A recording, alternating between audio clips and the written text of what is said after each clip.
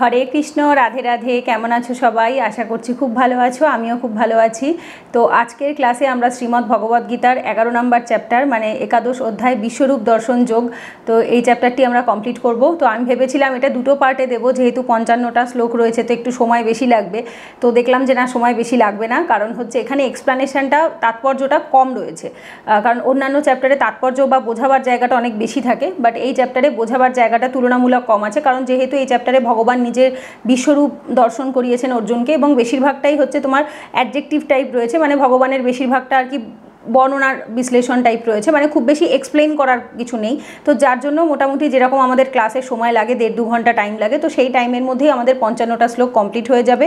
প্রথম দিকে একটু এক্সপ্লেনেশন রয়েছে, লাস্টের দিকে একটু রয়েছে, মাঝখানে যেগুলো রয়েছে সেগুলোতে খুব বেশি কিছু এক্সপ্লেন করার নেই, মানে জাস্ট শ্লোকটা বুঝিয়ে দিলে তোমরা এমনিই বুঝতে পারবে। আচ্ছা, তো চলো স্টার্ট করছি। আমরা একাদশ অধ্যায় বিশ্বরূপ দর্শন যোগ 55টা শ্লোক রয়েছে। প্রথম শ্লোক থেকে আমরা স্টার্ট করছি। অর্জুন বললেন, আমার প্রতি অনুগ্রহ করে তুমি যে অধ্যাত্ম তত্ত্ব সম্বন্ধীয় পরম গুহ উপদেশ আমাকে দিয়েছ, তার দ্বারা আমার মোহ দূর হয়েছে।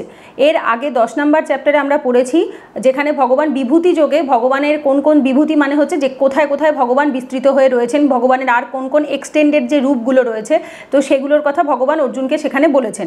তো সেইখানেই অর্জুন বলছে যে এইগুলো শোনার পরে, এই টোটাল যে 10টা অধ্যায় এখন অবধি আমরা যা পড়েছি সেটা শোনার পরে যারা শুনছো তাদেরও আশা করি মোহ দূর হয়েছে, কারণ ভগবান যেগুলো বলেছেন 10টা চ্যাপ্টারে সেটা শোনার পরে আমার মনে হয় না যারা মন দিয়ে শুনেছে এমন কোনো লোক রয়েছে যে যার মোহ দূর হয়নি, 100 বার দূর হবেই। তো অর্জুনেরও তাই, সেম তাই। অর্জুন বলছে আমার প্রতি অনুগ্রহ করে, কারণ গোবিন্দ আমাদের প্রতি যেটা করেন সেটা তার অহৌতুকী কৃপা, তিনি আমাদের ওপর অনুগ্রহ করেই জিনিসটি করেন, মানে এটা আমাদের কোনো মাহাত্ম্য নেই, আমাদের কোনো কৃতিত্ব নেই, এটা সম্পূর্ণ গোবিন্দর কৃপা, গোবিন্দর অনুগ্রহ যে তিনি আমাদের ওপর কৃপা করেছেন।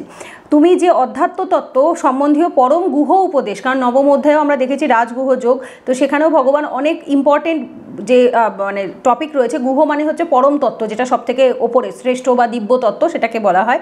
উপদেশ আমাকে দিয়েছো, তার দ্বারা আমার মোহ দূর হয়েছে। মোহ কি? অর্জুনের কি মোহ ছিল? অর্জুন ভাবছিল এরা সকলে অর্জুনের নিজের আত্মীয়, নিজের পরিজন, এদের বিরুদ্ধে তিনি লড়াই করতে পারবেন না, কিন্তু এই যে মোহ থেকে অর্জুনকে যে রক্ষা করলেন এবং সেই উপদেশ ভগবান দিয়েছেন অর্জুনকে, এবং তখন অর্জুন বলছে যে আমার সমস্ত মোহ দূর হয়েছে। কিন্তু আরও কিছু প্রশ্ন আছে, মানে অর্জুনের প্রশ্ন ইজ লাইক আওয়ার প্রশ্ন, আমাদের প্রশ্ন, অর্জুনের জায়গায় আমরা নিজেদেরকে রাখতে পারি, কিন্তু এটা শোনার পরেও মনে আরও অনেক প্রশ্ন জাগছে। সেই প্রশ্নগুলোই ভগবান আরও যে বাকি 8টা চ্যাপ্টার রয়েছে, মানে 11 থেকে 18 নম্বর চ্যাপ্টার, সেখানেই ভগবান ক্লিয়ার করবেন। এরপর 2 নম্বর শ্লোকে, হে পদ্মলোচন, সর্বভূতের উৎপত্তি ও প্রলয় সম্বন্ধে তোমার কাছ থেকে বিস্তারিতভাবে আমি শ্রবণ করেছি এবং তোমার অব্যয় মাহাত্ম্য উপলব্ধি করতে পেরেছি। হে পদ্মলোচন, পদ্মলোচন মানে যার চোখ দুটি পদ্মের যে পাপড়ি হয় যেরকম দেখতে সেই রকম, ঠিক আছে? তো যার জন্য ভগবানের চোখ দুটিকে পদ্মের পাপড়ির সাথে তুলনা করা হয়, সেই কারণে পদ্মলোচন, যেটাকে কমল পত্রাক্ষ বলা হচ্ছে, কমল পত্রযুক্ত অক্ষ, মানে যার নয়ন, যার চোখ দুটি, লোচন দুটি কিসের মতো? পদ্মের পাপড়ির মতো। হে পদ্মলোচন, সর্বভূতের উৎপত্তি, সমস্ত জীবের উৎপত্তি কিভাবে তারা এসছে আমরা এর আগের চ্যাপ্টারগুলোতেই পড়েছিলাম, এবং প্রলয় কখন প্রলয় হচ্ছে, সেই ব্রহ্মার দিনের বেলাতে উৎপত্তি হচ্ছে এবং রাত্রিবেলা যখন আসছে তখন প্রলয় হচ্ছে, সম্বন্ধে তোমার কাছ থেকে বিস্তারিতভাবে আমি শ্রবণ করেছি। এর আগে ভগবান তাকে সব ডিটেলেই বুঝিয়েছে অর্জুনকে। এবং তোমার অব্যয় মাহাত্ম্য, অব্যয় যে মাহাত্ম্য কখনো ক্ষয় হয় না, কখনো ব্যয় হয় না, যা আগেও যা ছিল সনাতন, যা আগেও ছিল এখনও আছে ভবিষ্যতেও থাকবে, অব্যয় মাহাত্ম্য উপলব্ধি করতে পেরেছে। এবং এটা কিন্তু শুধু কানে শুনলেই হয় না, এটা কিন্তু উপলব্ধি করতে হয়, এটা অনুভব করতে হয়, ভেতর থেকে উপলব্ধি জ্ঞান আসে। উপলব্ধি কিন্তু কেউ বললো, শুনলাম, পড়লাম তাহলেই চলে আসে না, ভেতর থেকে অনুভূতি আসতে লাগে, ভেতর থেকে বুঝতে হয়। এবং যেটা অর্জুন কিন্তু নিজেই বুঝতে পেরেছিলেন ভগবান কে, ভগবানের এই অব্যয় মাহাত্ম্য বুঝতে গেলে অব্যয় জ্ঞানকে উপলব্ধ করতে হবে। এরপর 3 নম্বর শ্লোকে, হে পরমেশ্বর, তোমার সম্বন্ধে তুমি যেরূপ বলেছ আমার সম্মুখে তোমাকে সেইভাবে দেখতে পাচ্ছি। তবুও হে পুরুষোত্তম, তুমি যেভাবে এই সৃষ্টিতে প্রবেশ করেছো আমি তোমার সেই ঐশ্বর্যময় রূপ দেখতে ইচ্ছা করি। আমরা যেরকম চোখ বন্ধ করে গোবিন্দকে সবসময় আমরা ভিজুয়ালাইজ করতে পারি, ইম্যাজিন করতে পারি, চোখের সামনে চোখ খুলে সব সময় ভগবানের কৃপাতেই আমরা লাস্টেই দেখব ভগবান নিজেই বিশ্বরূপ দর্শনে বলে যে কে ভগবানকে দেখতে পায় আর কারা কারা দেখতে পায় না।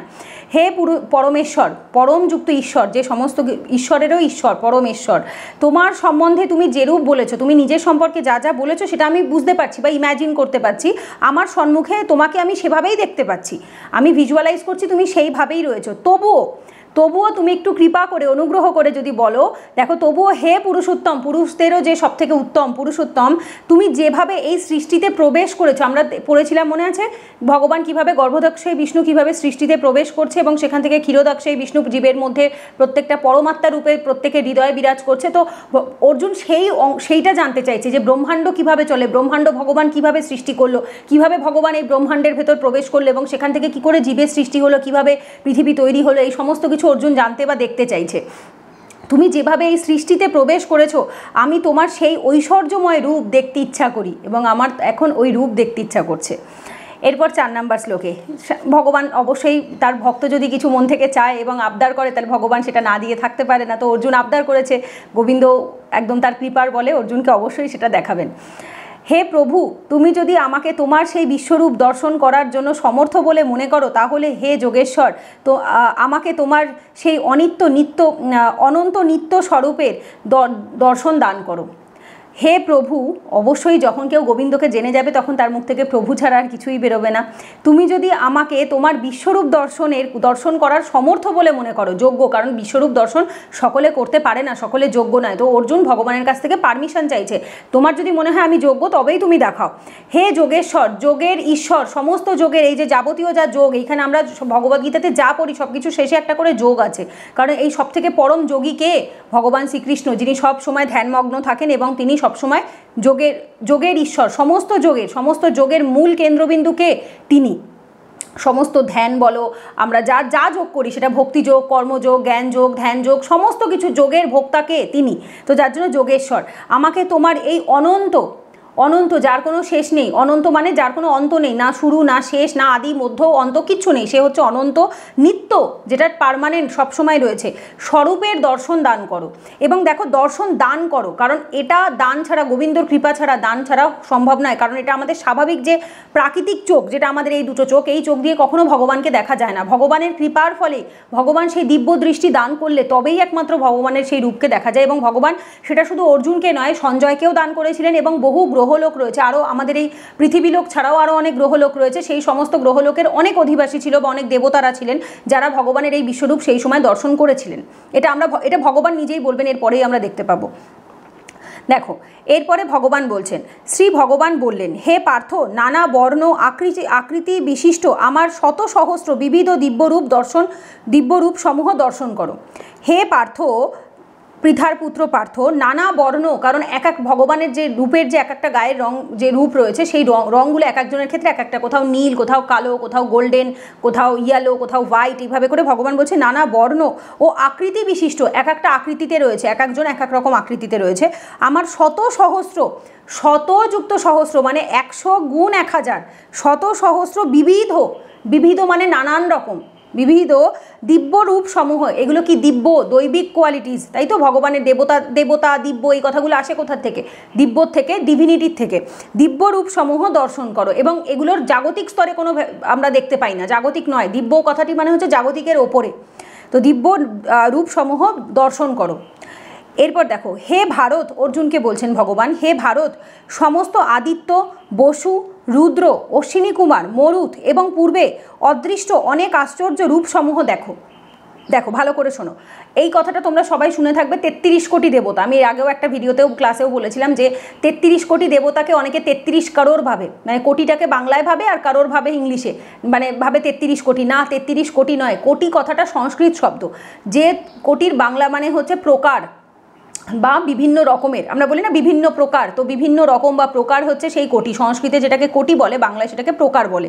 তো এই যে 33 রকম বা 33 প্রকারের দেবতা আমরা নাম শুনে থাকি, তাদের ভেতরে এই হচ্ছে ভগবান নিজে স্বয়ং বলছেন, আদিত্য, বসু, রুদ্র, অশ্বিনী কুমার। কতজন আদিত্য হয়? 12 আদিত্য, 12 জন আদিত্য হয়। তার ভেতরে সবথেকে শ্রেষ্ঠকে বিষ্ণু।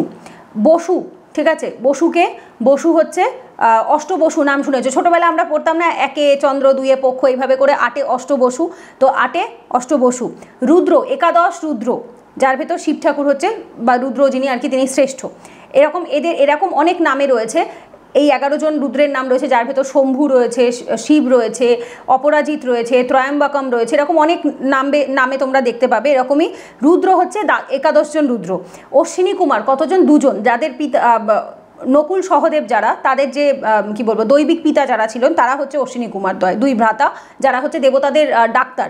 ঠিক আছে, তো এই টোটাল যোগ করো, দেখো 12 যোগ 8 যোগ 11 যোগ 2 যোগ করো কতজন হচ্ছে, 33 জন হচ্ছে। এনাদের এই 33 প্রকার দেবতাকে বলা হয় 33 কোটি দেবতা বলা হয়ে থাকে। একজন গাভী মায়ের মধ্যে, একজন গোমাতার মধ্যে 33 কোটি দেবতা বাস করেন, যার জন্য আমরা গোমাতাকে বা গাভী মাতাকে আমরা পুজো করি। কেন করি? কারণ তার এক একটা যে পশম থাকে গায়ে, তার ভেতরে বলা হয় থাকে যে 33 কোটি দেবতার বাস থাকে, এই জন্য তিনি আমাদের কাছে পরম পূজনীয়। মরুত, মরুত মানে বায়ু, এবং পূর্বে অদৃষ্ট যাদের কথা আগে দৃষ্ট হয়েছে, অদৃষ্ট যাদেরকে আমরা সহজে দেখতে পাই না, পূর্বে অদৃষ্ট অনেক আশ্চর্য রূপসমূহ দেখো। অদৃষ্ট যেটা তুমি স্বাভাবিকভাবে দেখতে পাবে না নর্মাল আমাদের এই চোখ দিয়ে, সেইটা পূর্বে অনেক আশ্চর্য রূপসমূহ, এছাড়াও আরও অনেক আশ্চর্য রূপ ভগবানের রয়েছে, তুমি আগে সেগুলি দর্শন করো। ঠিক আছে, ভগবান অর্জুনকে বলছেন। এরপরে 6-এর পরে আসছে হচ্ছে 7 নম্বর শ্লোক। কিন্তু তুমি তোমার নিজের চক্ষুর দ্বারা আমাকে দর্শন করতে সক্ষম হবে না, তাই আমি তোমাকে দিব্য চক্ষু প্রদান করছি, তুমি আমার অচিন্ত যোগ ঐশ্বর্য দর্শন করো। দেখো, কিন্তু তুমি তোমার নিজের চক্ষুর দ্বারা, আমাদের এই যে জাগতিক চক্ষু যেটা হচ্ছে আমাদের এই রক্ত মাংস দিয়ে তৈরি, এই জাগতিক চক্ষুর দ্বারা কখনো ভগবানকে দেখা যায় না। হ্যাঁ, ভক্তরা অবশ্যই ভক্তির মাধ্যমে তিনি ভেতরে হৃদয়ে ভগবানকে অনুভব করতে পারে, ভগবানকে বুঝতে পারে যে সে সাথে রয়েছে, সবসময় সে দেখা দেয়, সেটা অবশ্যই হয়। কিন্তু আমরা যে সেটা মনের ভেতরে হয়, আমরা সামনে এভাবে একটা সাধারণ মানুষকে যেভাবে দেখি ওভাবে আমরা ভগবানকে কখনোই দেখতে পারি না, ভগবানের সেই দিব্য ঐশ্বর্য আমাদের সাধারণ চোখে ধরা পড়ে না। ঠিক আছে, তো কিন্তু তুমি তোমার নিজের চক্ষুর দ্বারা আমাকে দর্শন করতে সক্ষম হবে না, তাই আমি তোমাকে দিব্য চক্ষু প্রদান করছি। ভগবান দিব্য চক্ষু যাদের প্রদান করেন তারাই একমাত্র ভগবানের রূপ দর্শন করতে সক্ষম হন। তার মানে কি? তার মানে এখনও বর্তমানে কলিযুগেও ভগবানের ভক্ত সকলে হবে না, যারা ভগবান যাদের উপর কৃপা করেছে, কারণ এই দিব্য চক্ষু দান করতে গেলে ভগবানের কৃপা লাগে, ভগবান ছাড়া কেউ এই দিব্য চক্ষু দিতে পারেন না। তো ভগবানের কৃপা যাদের উপর রয়েছে তারাই একমাত্র ভগবানকে উপলব্ধ করতে পারে।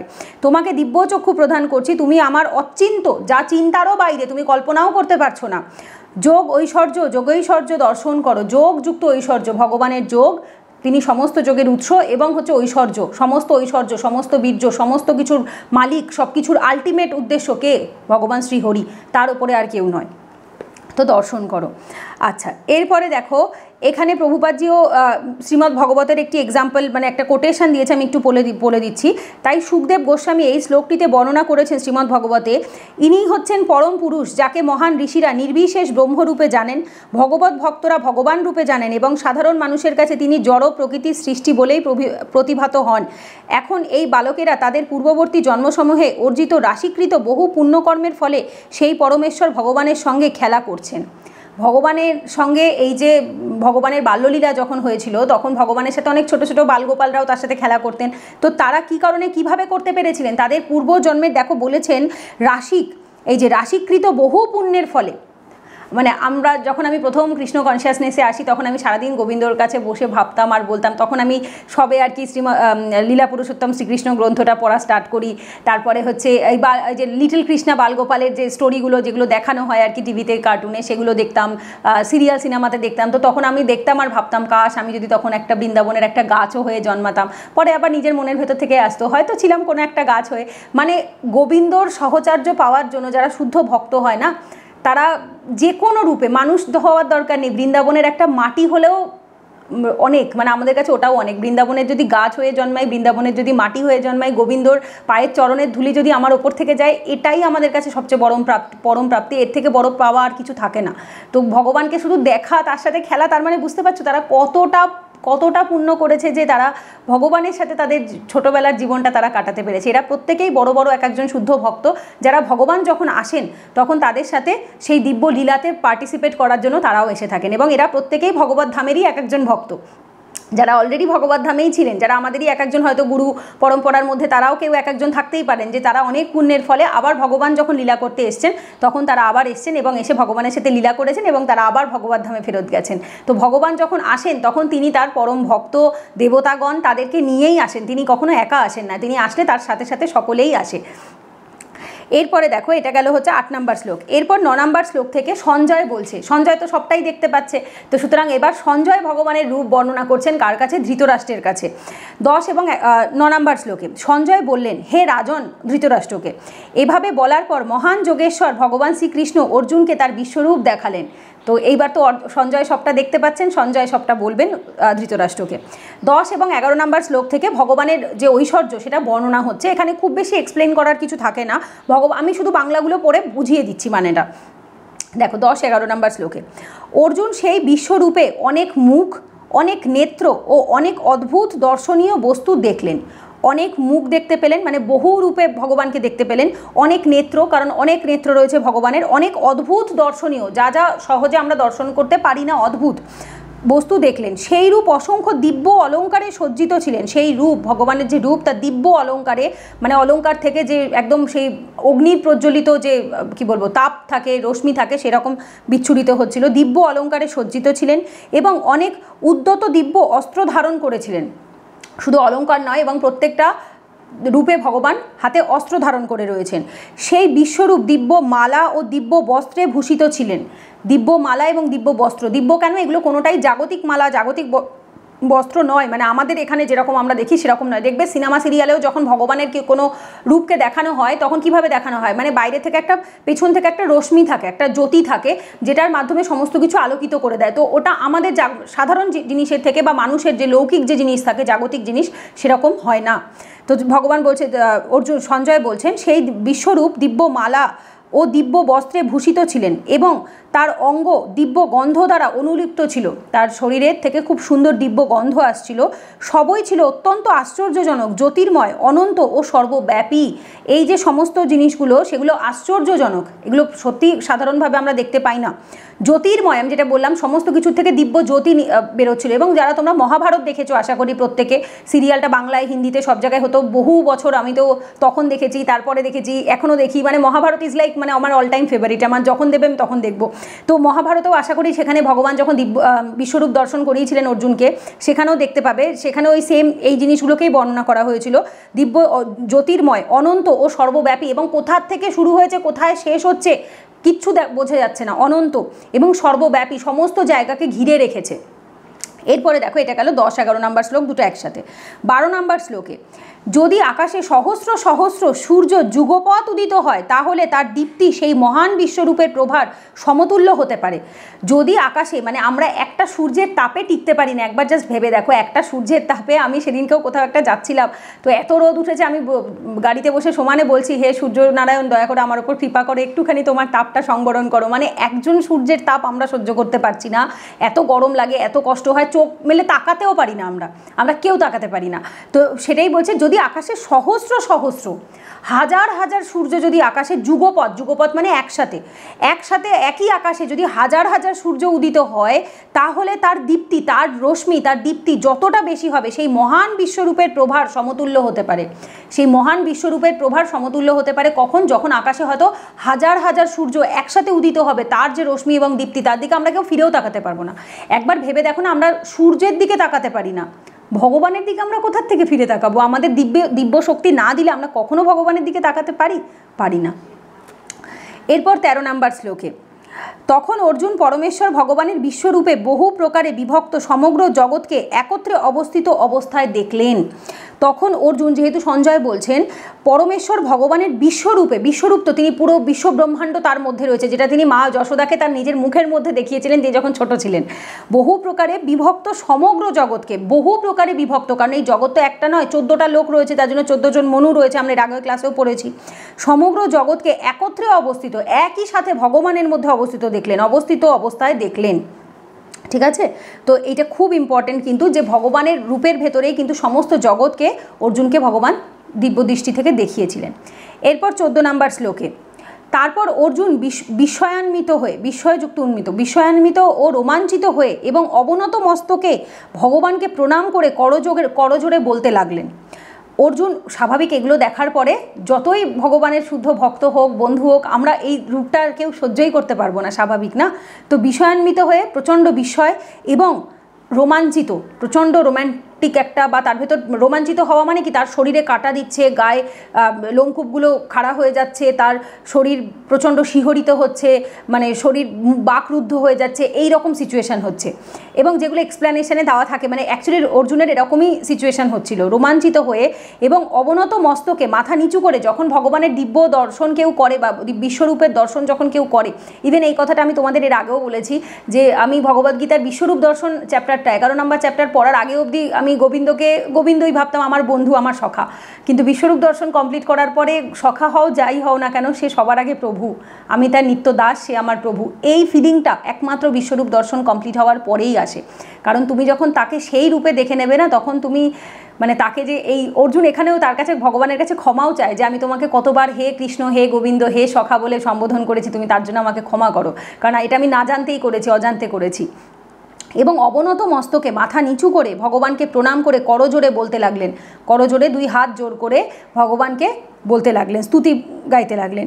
অর্জুন বললেন, দেখো এবার থেকে অর্জুনের বলা, অর্জুন বললেন, হে দেব, আমি তোমার দেহে সমবেত দেবতাদের, বিবিধ প্রাণীদের, কমলাসনে স্থিত ব্রহ্মা, শিব ও ঋষিদের ও দিব্য সর্পদের দেখছি। অর্জুন বললেন, ভগবানের দেহের ভেতর অর্জুন কাকে কাকে দেখতে পাচ্ছেন? হে দেব, ভগবানকে দেব বলে ঘোষণা করছে, আমি তোমার দেহে, ভগবানের দেহে সমবেত দেবতা, সমস্ত দেবতাদের ভগবানের দেহের মধ্যে, বিবিধ প্রাণীদের, সমস্ত প্রাণীদের ভগবানের মধ্যে, কমলাসনে স্থিত, কমলাসন মানে পদ্মাসন, কমলা মানে পদ্মা, আমরা বললাম পদ্মাসনে বসি একটা পায়ের ওপর আর একটা পা তুলে দিয়ে, পদ্মাসনে স্থিত ব্রহ্মা, ব্রহ্মা যে পিতামহ ব্রহ্মা তিনি ওভাবে ইসের ওপরেই বসে, শিব ঠাকুর মানে ভোলে বাবা, শিব, ঋষিদের ও দিব্য সর্পদের দেখছি।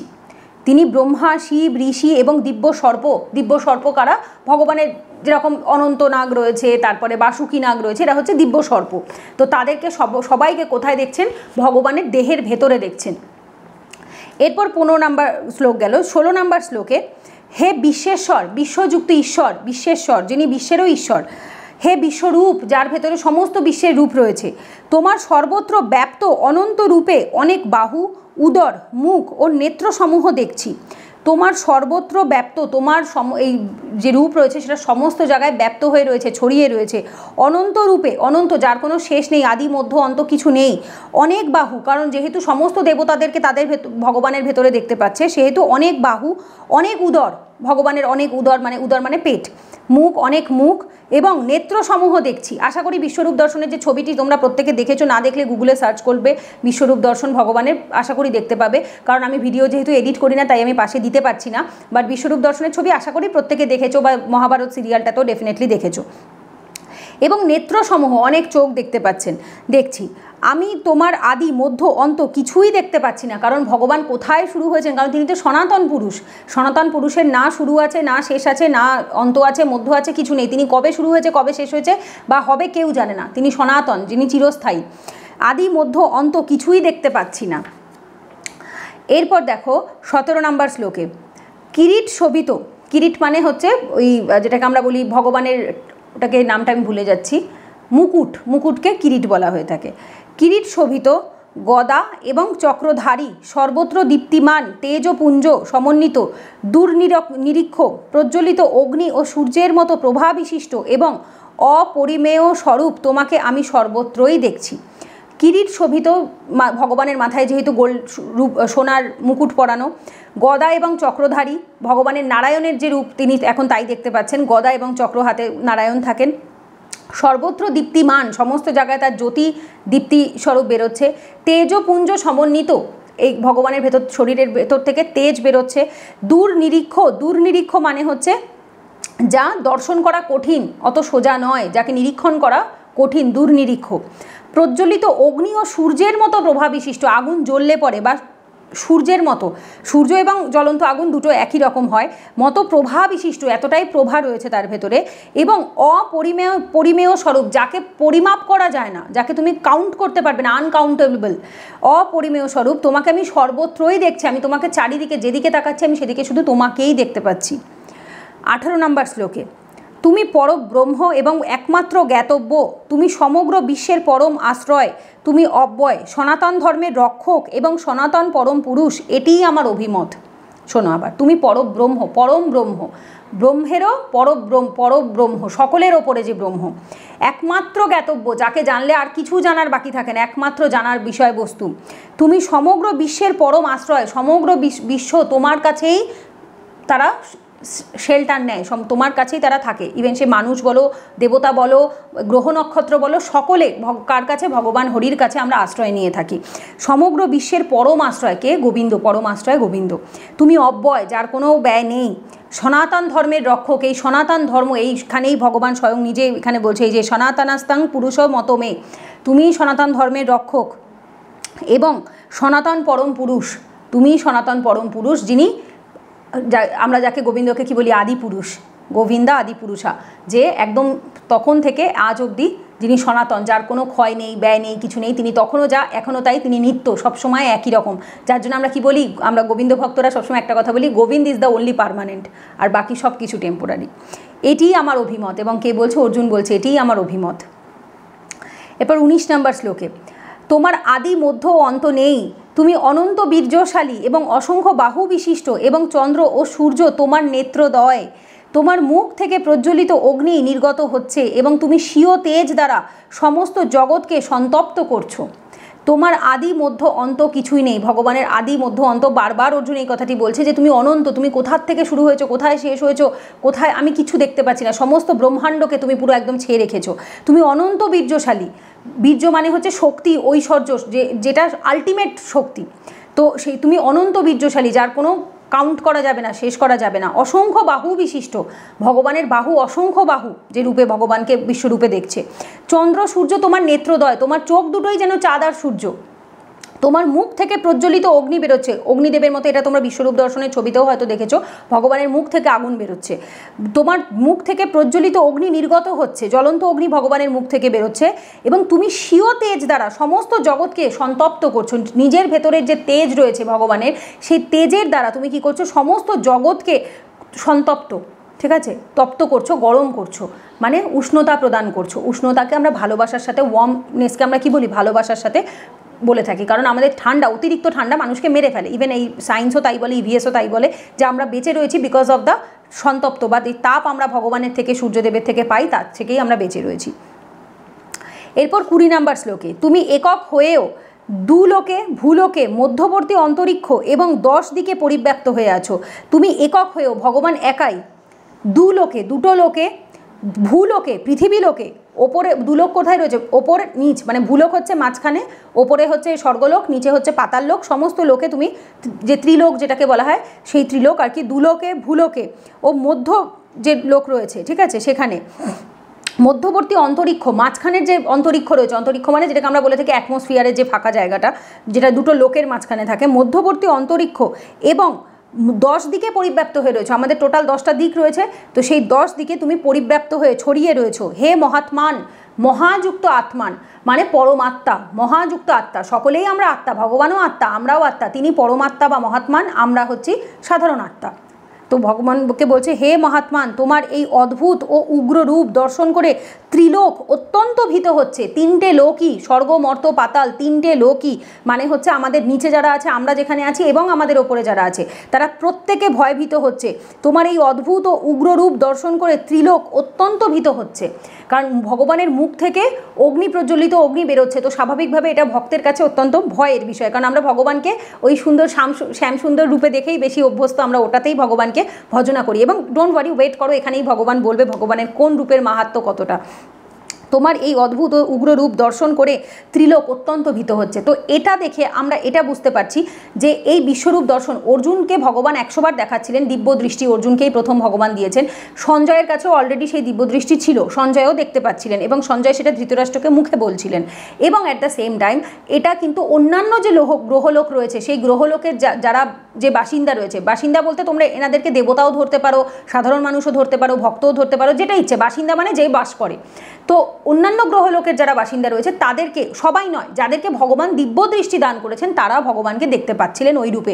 তো সুতরাং আমরা বলতে পারি সমস্ত দেবতারা ভগবানকে, যাদেরকে ভগবান দিব্য দৃষ্টি দিয়েছেন, তারাও কিন্তু ওপরের লোক থেকে, গ্রহলোক থেকে কিন্তু ভগবানকে এই রূপে তারা দেখতে পাচ্ছিলেন। সেই জন্যেই অর্জুন কথাটি বলেছে যে তোমার এই অদ্ভুত ও উগ্র রূপ দর্শন করে ত্রিলোক অত্যন্ত ভীত হচ্ছে, ঠিক আছে। আচ্ছা, এবং এইখানেই প্রভুপাদজিও লিখেছেন, কেবল অর্জুনই ভগবানের বিশ্বরূপ দর্শন করেননি, অন্যান্য গ্রহলোকের অধিবাসীরাও তার সেই বিশ্বরূপ দর্শন করেছিলেন। অর্জুনের এই বিশ্বরূপ দর্শন কোনো স্বপ্ন নয়, ভগবান যাদের দিব্যদৃষ্টি দান করেছিলেন তারা সকলেই যুদ্ধক্ষেত্রে সেই বিশ্বরূপ দর্শন করেছিলেন। এটা যাদেরকে ভগবান দিব্যদৃষ্টি দিয়েছে তারাই একমাত্র দেখতে পাবে, নিজেদের ইচ্ছেতে এটা দেখা যাবে না। এরপর 21 নম্বর শ্লোক, সমস্ত দেবতারা তোমার শরণাগত হয়ে তোমাতেই প্রবেশ করছেন, কেউ কেউ ভীত হয়ে করজোরে তোমার গুণগান করছেন। মহর্ষি ও সিদ্ধেরাও জগতের কল্যাণ হোক বলে প্রচুর স্তুতিবাক্যের দ্বারা তোমার স্তব করছেন। এখানে শোনো আবার, সমস্ত দেবতারা তোমার শরণাগত হয়ে তোমাতেই প্রবেশ করছেন, ভগবানের শরণাগত হয়ে ভগবানের কাছেই তারা প্রবেশ করছেন। কেউ কেউ ভীত হয়ে, তাদের ভেতর কেউ কেউ ভয় পেয়ে করজোরে ভগবানের গুণগান করতে লেগেছেন ভগবানকে শান্ত করার জন্য। মহর্ষি ও সিদ্ধেরা, যারা মহর্ষি এবং সিদ্ধ, তারা ভগবানের ওই রূপ দেখে ভীত হয়ে বলছে জগতের কল্যাণ হোক, ভগবান জগতের কল্যাণ করুন বলে প্রচুর স্তুতিবাক্য, স্তুতিবাক্য মানে ভগবানকে যে আমরা প্রেইজ করি, ভগবানের প্রশংসা করি, সেইগুলোকে স্তব পাঠ করা বলা হয় বা স্তুতিবাক্য বলা হয়।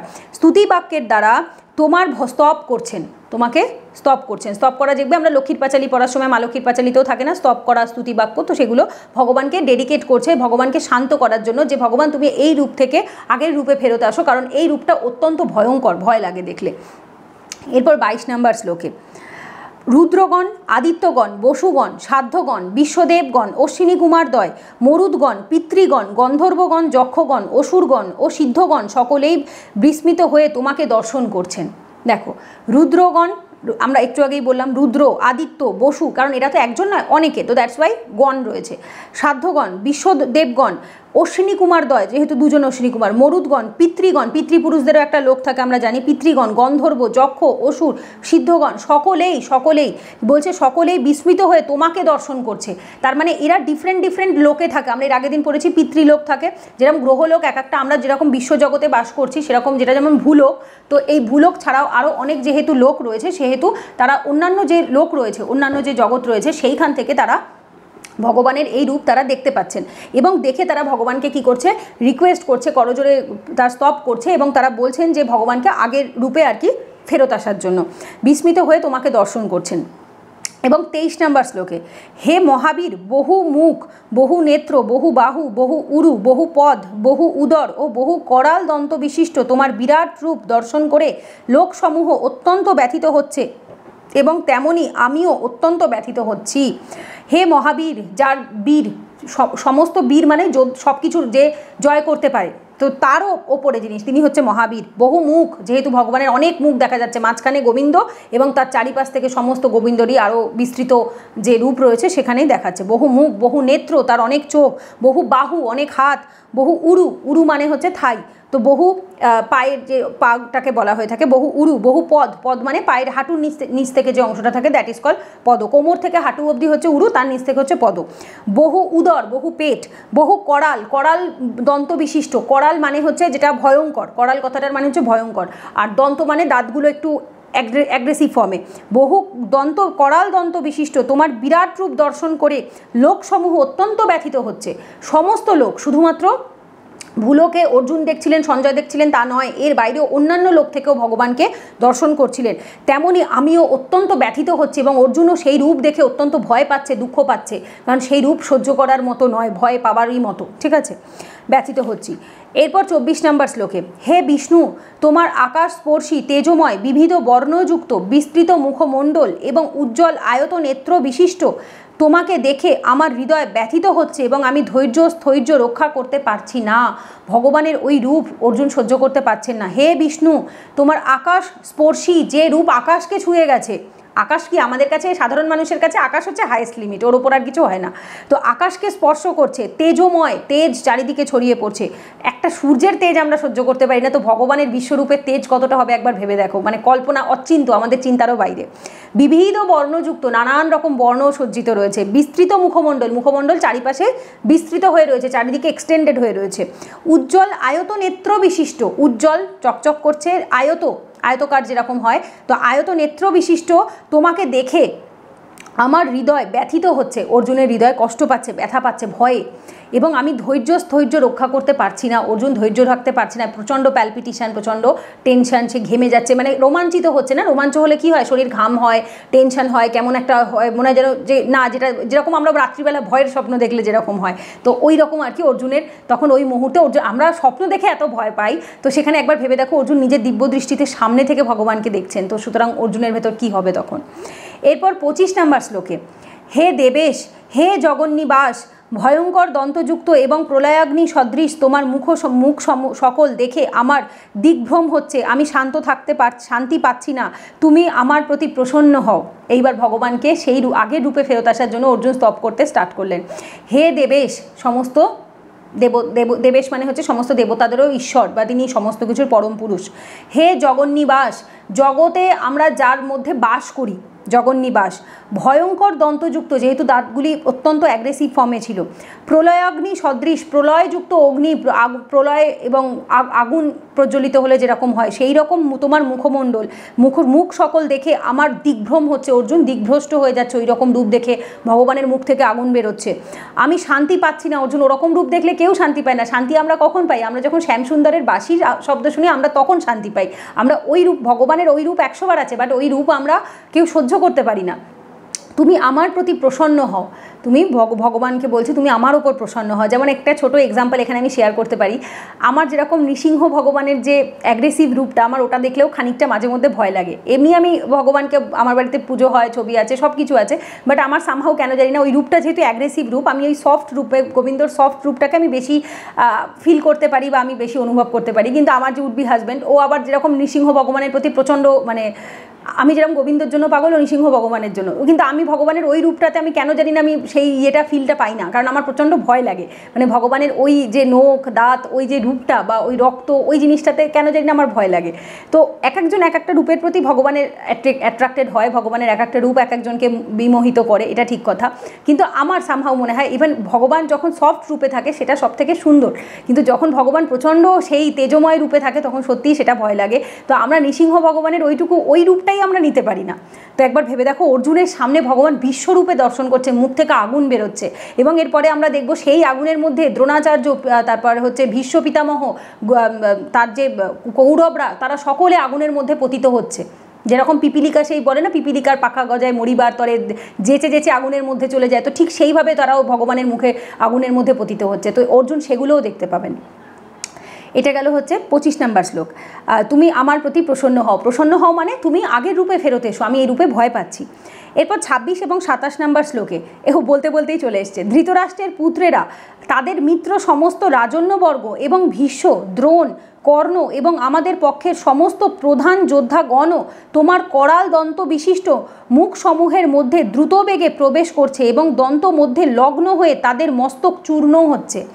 দেখতে পাচ্ছে অর্জুন যে ধৃতরাষ্ট্রের সমস্ত পুত্ররা, তাদের মিত্র রাজন্যবর্গ, মানে তাদের হয়েছে যে রাজারা যুদ্ধ করতে এসছে ধৃতরাষ্ট্রের পুত্রদের হয়েছে সেই রাজারা, মিত্র রাজারা, যার ভেতর দ্রোণ রয়েছে, তারপরে হচ্ছে কর্ণ রয়েছে এরা, এবং ভীষ্ম, পিতামহ ভীষ্ম, দ্রোণ, গুরু দ্রোণাচার্য, কর্ণ, তাদের পক্ষের সমস্ত প্রধান যোদ্ধারা, এবং আমাদের পক্ষের মানে পাণ্ডবদের পক্ষ থেকে যে প্রধান যোদ্ধারা যুদ্ধ করছিলেন, যেমন তোমরা আশা করি প্রত্যেকেই জানো পঞ্চপাণ্ডব বাদে বাকি সবাই মারা যায় যুদ্ধে, কেউই বেঁচে থাকে না, এমনকি পঞ্চপাণ্ডবের যে পুত্ররা ছিল তারাও এক এক করে প্রত্যেকেই মারা যায়।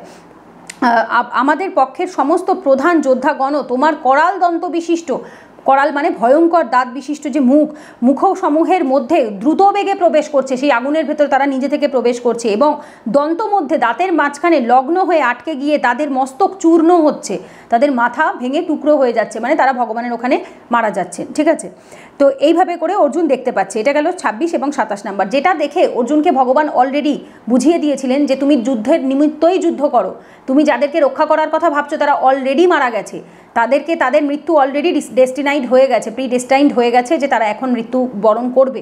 তো তোমার যুদ্ধ করা না করায় কিচ্ছু তাদের মৃত্যু আটকাবে না। তো সুতরাং তুমি যুদ্ধের নিমিত্তই যুদ্ধ করো, তুমি নিজেকে কর্মের ফল ভেবো না, মানে হেতু ভেবো না, নিজেকে কারণ ভেবো না, কারণ তুমি নও, কারণ আমরা কেউ নই। পরম কারণের কারণ কে? একমাত্র ঈশ্বর ও পরম কৃষ্ণ। তো সে হচ্ছে একমাত্র পরম কারণের কারণ তিনি। 28 থেকে 30 নম্বর শ্লোক, এরপরে 28, 29, 30 তিনটে শ্লোক একসাথে রয়েছে। নদী সমূহ যেমন সমুদ্রাভিমুখে প্রবাহিত হয়ে সমুদ্রে প্রবেশ করে, তেমনি নরলোকের বীরগণ তোমার জ্বলন্ত মুখ বিবরে প্রবেশ করছে। নদী যেমন নদী পাহাড় থেকে যখন নামে তখন প্রবাহিত হয়ে কোথায়, সমুদ্রে এসে পতিত হয়, তেমনি নরলোকের বীরগণ, নরলোকে মানে এই ভূলোকের যারা বীর, যেরকম যারা যুদ্ধে পার্টিসিপেট করতে এসছে, বীরগণ তোমার জ্বলন্ত মুখ বিবরে, তোমার এই মুখের থেকে যে আগুন বেরোচ্ছে সেই জ্বলন্ত মুখের ভেতরে বিবরে প্রবেশ করছে। পতঙ্গ যেমন, এই যে আমি একটু আগে বলছিলাম না পিপিলিকার পাকা গজায় মরিবার তলে, ওটা এখানেই আছে। পতঙ্গগণ যেমন প্রবল বেগে ধাবিত হয়ে মরণের জন্য জ্বলন্ত অগ্নিতে প্রবেশ করে, তেমনি এই মানুষেরাও মৃত্যুর জন্য প্রবল বেগে তোমার মুখ বিবরে প্রবেশ করছে। পতঙ্গরা যেরকম ছুটে যেচে পড়ে আগুনের দিকে চলে যায়, তেমনি এই মানুষেরাও কি করছে, মৃত্যুর জন্য প্রবল বেগে তোমার মুখ বিবরে প্রবেশ করছে। হে বিষ্ণু, তুমি তোমার জ্বলন্ত মুখসমূহের দ্বারা লেহনপূর্বক সকল লোককে গ্রাস করেছ। তোমার জ্বলন্ত অগ্নির দ্বারা সমস্ত বিশ্বকে তুমি কি করছো, লেহনপূর্বক জ্বালিয়ে দিচ্ছ এবং তোমার মুখে বিবরে সমস্ত কিছুকে অ্যাবজর্ব করে নিচ্ছ, গ্রাস করছো, এবং তোমার প্রদীপ্ত তেজরাশির দ্বারা সমগ্র জগৎকে আবৃত্ত করে সন্তপ্ত করছো। যারা, এটার মানেটা কি, মানে হচ্ছে যারা খারাপ কর্ম করবে, যারা ধর্মের বিরুদ্ধে যাবে, তাদেরকে ভগবান কি করবে, তাদের গ্রাস করে নেবে লেহনপূর্বক, এবং যারা ভালো কর্ম করবে তাদেরকে সন্তপ্ত দান করবে, মানে ওয়ার্মনেস দেবে, ভগবানের প্রোটেকশন দেবে, এবং তোমার প্রদীপ্ত তেজরাশির দ্বারা সমগ্র জগৎকে আবৃত করে সন্তপ্ত করছো। একই সাথে তুমি দুটোই করছো, তুমি তাদেরকে গ্রাসও করছো এবং একই সাথে তুমি তাদেরকে আবার প্রোটেকশনও প্রোভাইড করছো। যেমন ধরো সূর্যের তাপ না থাকলে আমরা বাঁচতে পারতাম না, রাইট? আমরা প্রাণের সঞ্চার কখনোই হতো না, শালক সংশ্লেষ হতো না, আমরা খেয়ে পড়ে বাঁচতাম না, একদম সাধারণ বুদ্ধিতে আমরা এটাই জানি। তো যদিও সূর্যদেব অবশ্যই ভগবানের নির্দেশ অনুসারেই কর্ম করে, কিন্তু তবু অবশ্যই সূর্যদেবের কাজ কি, আমাদেরকে সন্তপ্ত প্রদান করা, তাই জন্য আমরা বেঁচে আছি। আবার এই সূর্যের তাপ যখন অতিরিক্ত পরিমাণে বেড়ে যায়, বৃষ্টি যখন আসে না, বহু মানুষ সানস্ট্রোকেও মারা যায়। তার মানেটা কি? তার মানে হচ্ছে একই রূপে তুমি দুরকম কাজ করছো, একবার সংহার করছো, একবার আমাদেরকে প্রোটেক্ট করছো। এরপর 31 নম্বর শ্লোক। হে দেব শ্রেষ্ঠ উগ্র রূপ, তুমি কে তা কৃপা করে আমাকে বলো, তোমাকে নমস্কার করি, তুমি প্রসন্ন হও, তুমি আদি পুরুষ, আমি তোমার প্রবৃত্তি সম্বন্ধে অবগত নই, আমি তোমাকে বিশেষভাবে জানতে ইচ্ছা করি। তো অর্জুন এই রূপ দেখে অবাক হয়ে ভগবানকে বলছেন, হে দেব শ্রেষ্ঠ, সমস্ত দেবতাদেরও যে শ্রেষ্ঠ উগ্র রূপ, তোমার এই রূপ আমি আগে কখনো মানে এরকম হতে পারে সে কল্পনাও করেনি, তুমি কে তা কৃপা করে আমাকে বলো। অর্জুন বুঝতে পারছে না, মানে কনফিউজড হয়ে গেছে যে তুমি কে। অর্জুন এতক্ষণ জানছিল সে ভগবান বিষ্ণু, সে বারবার সে তাকে ডেডিকেট করছে হে বিষ্ণু বলে, কিন্তু তার ওই রূপ দেখে সে মানে অবাক হয়ে গেছে যে আমি তাহলে যাকে চিনি সে আমার জানারও বাইরে, এবং দ্যাট ইজ ভেরি ট্রু। আমরা গোবিন্দকে বা ভগবানকে যে রূপে আমাদের সামনে দেখতে পাই তিনি তার থেকেও অচিন্ত, তিনি আমাদের কল্পনারও বাইরে। কিন্তু আমরা ভক্তির বলে যখন, যেখানে ভালোবাসা থাকে, শুদ্ধ ভক্তি থাকে না, সেখানে ভগবানও ভক্তের অধীনে চলে যায়। তো সুতরাং তখন ভগবান সেই রূপে আর আমাদের কাছে আসে না, ভগবান তখন সেই ছোট্ট বাচ্চা রূপে, বালগোপাল রূপে তখন আমাদের কাছে ধরা দেন। তো এটা ভক্তের ভালোবাসা এবং ভক্তিতে আসে। আমাকে বলো, তোমাকে নমস্কার করি, ভগবানকে নমস্কার করছে, তুমি প্রসন্ন হও, তুমি এবার শান্ত হও, তুমি প্রসন্ন হও, তুমি আদি পুরুষ, আমি বুঝতে পেরেছি যে তুমি সমস্ত কিছুর পুরাতন, তুমি পুরাতন পুরুষ, তুমি আদি পুরুষ, আদি মানে পুরাতন, যেটা সবচেয়ে পুরনো। আমি তোমার প্রবৃত্তি সম্বন্ধে অবগত নই, আমি এত কিছু জানতাম না, আমি এই প্রবৃত্তিগুলো আমি জানি না, অর্জুন জানে না, আমরা কেউ জানি না, আমি তোমাকে বিশেষভাবে জানতে ইচ্ছা করি, তো আমি আরও তোমার সম্পর্কে জানতে চাই, আমাকে তুমি বলো তুমি কে, কৃপাপূর্বক তুমি বলো। এরপর ভগবান বলছেন, এতক্ষণ ভগবানের এই রূপ দেখে অর্জুনের স্তুতি শুনেছ, এইবার ভগবান কি বলবেন শোনো। শ্রী ভগবান বললেন, আমি লোক ক্ষয়কারী প্রবৃদ্ধ কাল এবং এই সমস্ত মানুষকে সংহার করতে এক্ষণে প্রবৃত্ত হয়েছি। এক্ষণে মানে এখানে, আমরা যেটাকে মানে নর্মাল বাংলা ভাষায় এখানে বলি, এক্ষণে প্রবৃত্ত হয়েছি। তোমরা ব্রাকেটে পাণ্ডবেরা ছাড়া উভয় পক্ষের, তোমরা ছাড়া উভয় পক্ষের সমস্ত যোদ্ধাই নিহত হবে, এবং দ্যাট ইজ ট্রু। মহাভারতের যুদ্ধ কমপ্লিট হওয়ার মধ্যে শুধু পাণ্ডবেরাই জীবিত ছিলেন। আমি লোক ক্ষয়কারী, লোক কথাটাকে আমরা এভাবে ধরতে পারি, সাধারণ মানুষ হিসাবে লোক হয়, আর একটা লোক হয় যেরকম এই গ্রহলোক, এক একটা লোক স্তর থাকে, লৌকিক স্তর, যেটা সাধারণ মানুষের স্তরকে লৌকিক স্তর বলা হয়, গ্রহলোক থাকে, পৃথিবী লোক থাকে, ভূলোক থাকে, সেটাই লোক ক্ষয়কারী, এদেরকে ক্ষয় করতে পারি, এই সময়কে কাল, কারণ একমাত্র কে ক্ষয় করতে পারে, কাল মানে সময়, তো সময়, সেই সময়কে প্রবৃদ্ধ কাল, দেখো লোক ক্ষয়কারী প্রবৃদ্ধ কাল, প্রবৃদ্ধ যে সব থেকে বৃদ্ধ, সব থেকে ওল্ডেস্ট, ঠিক আছে, প্রবৃদ্ধ কাল, কাল মানে সময়, মানে আমরা বলি না কালের প্রভাবে সমস্ত কিছু বিনাশ হয়ে যায়, মানে সময়ের সাথে সাথে সব কিছু ক্ষয় হয়। যে কোনো জিনিসেরই স্টার্টিং থাকে টেম্পোরারি, সমস্ত কিছু। একটা গাছের পাতাও যখন জন্মায় সে তখন ইয়ং থাকে, সাধারণ মানুষ আমরা যেরকম ছোটো বাচ্চা হয় কত আনন্দে থাকি না আমরা, বাট তখন আস্তে আস্তে বয়স হয়, বৃদ্ধ হয়, তারপর সে কালের প্রভাবে ক্ষয়প্রাপ্ত হয়ে যায়, মারা যায়। তো এই যে কালের প্রভাব, এই কালকে স্বয়ং ভগবান। আমি লোক ক্ষয়কারী প্রবৃদ্ধ কাল এবং সমস্ত মানুষকে সংহার করতে এখানে প্রবৃত্ত হয়েছি, সমস্ত মানুষের সংহার করতে। ভগবান এর আগেও বলেছে যে দুষ্কৃতিকারীদের সংহারের জন্য আমি প্রত্যেক যুগে যুগে অবতীর্ণ হই, তাই তো? তো এখানে প্রবৃত্ত হয়েছি। তোমরা পাণ্ডবেরা ছাড়া উভয় পক্ষের সমস্ত যোদ্ধাই নিহত হবে।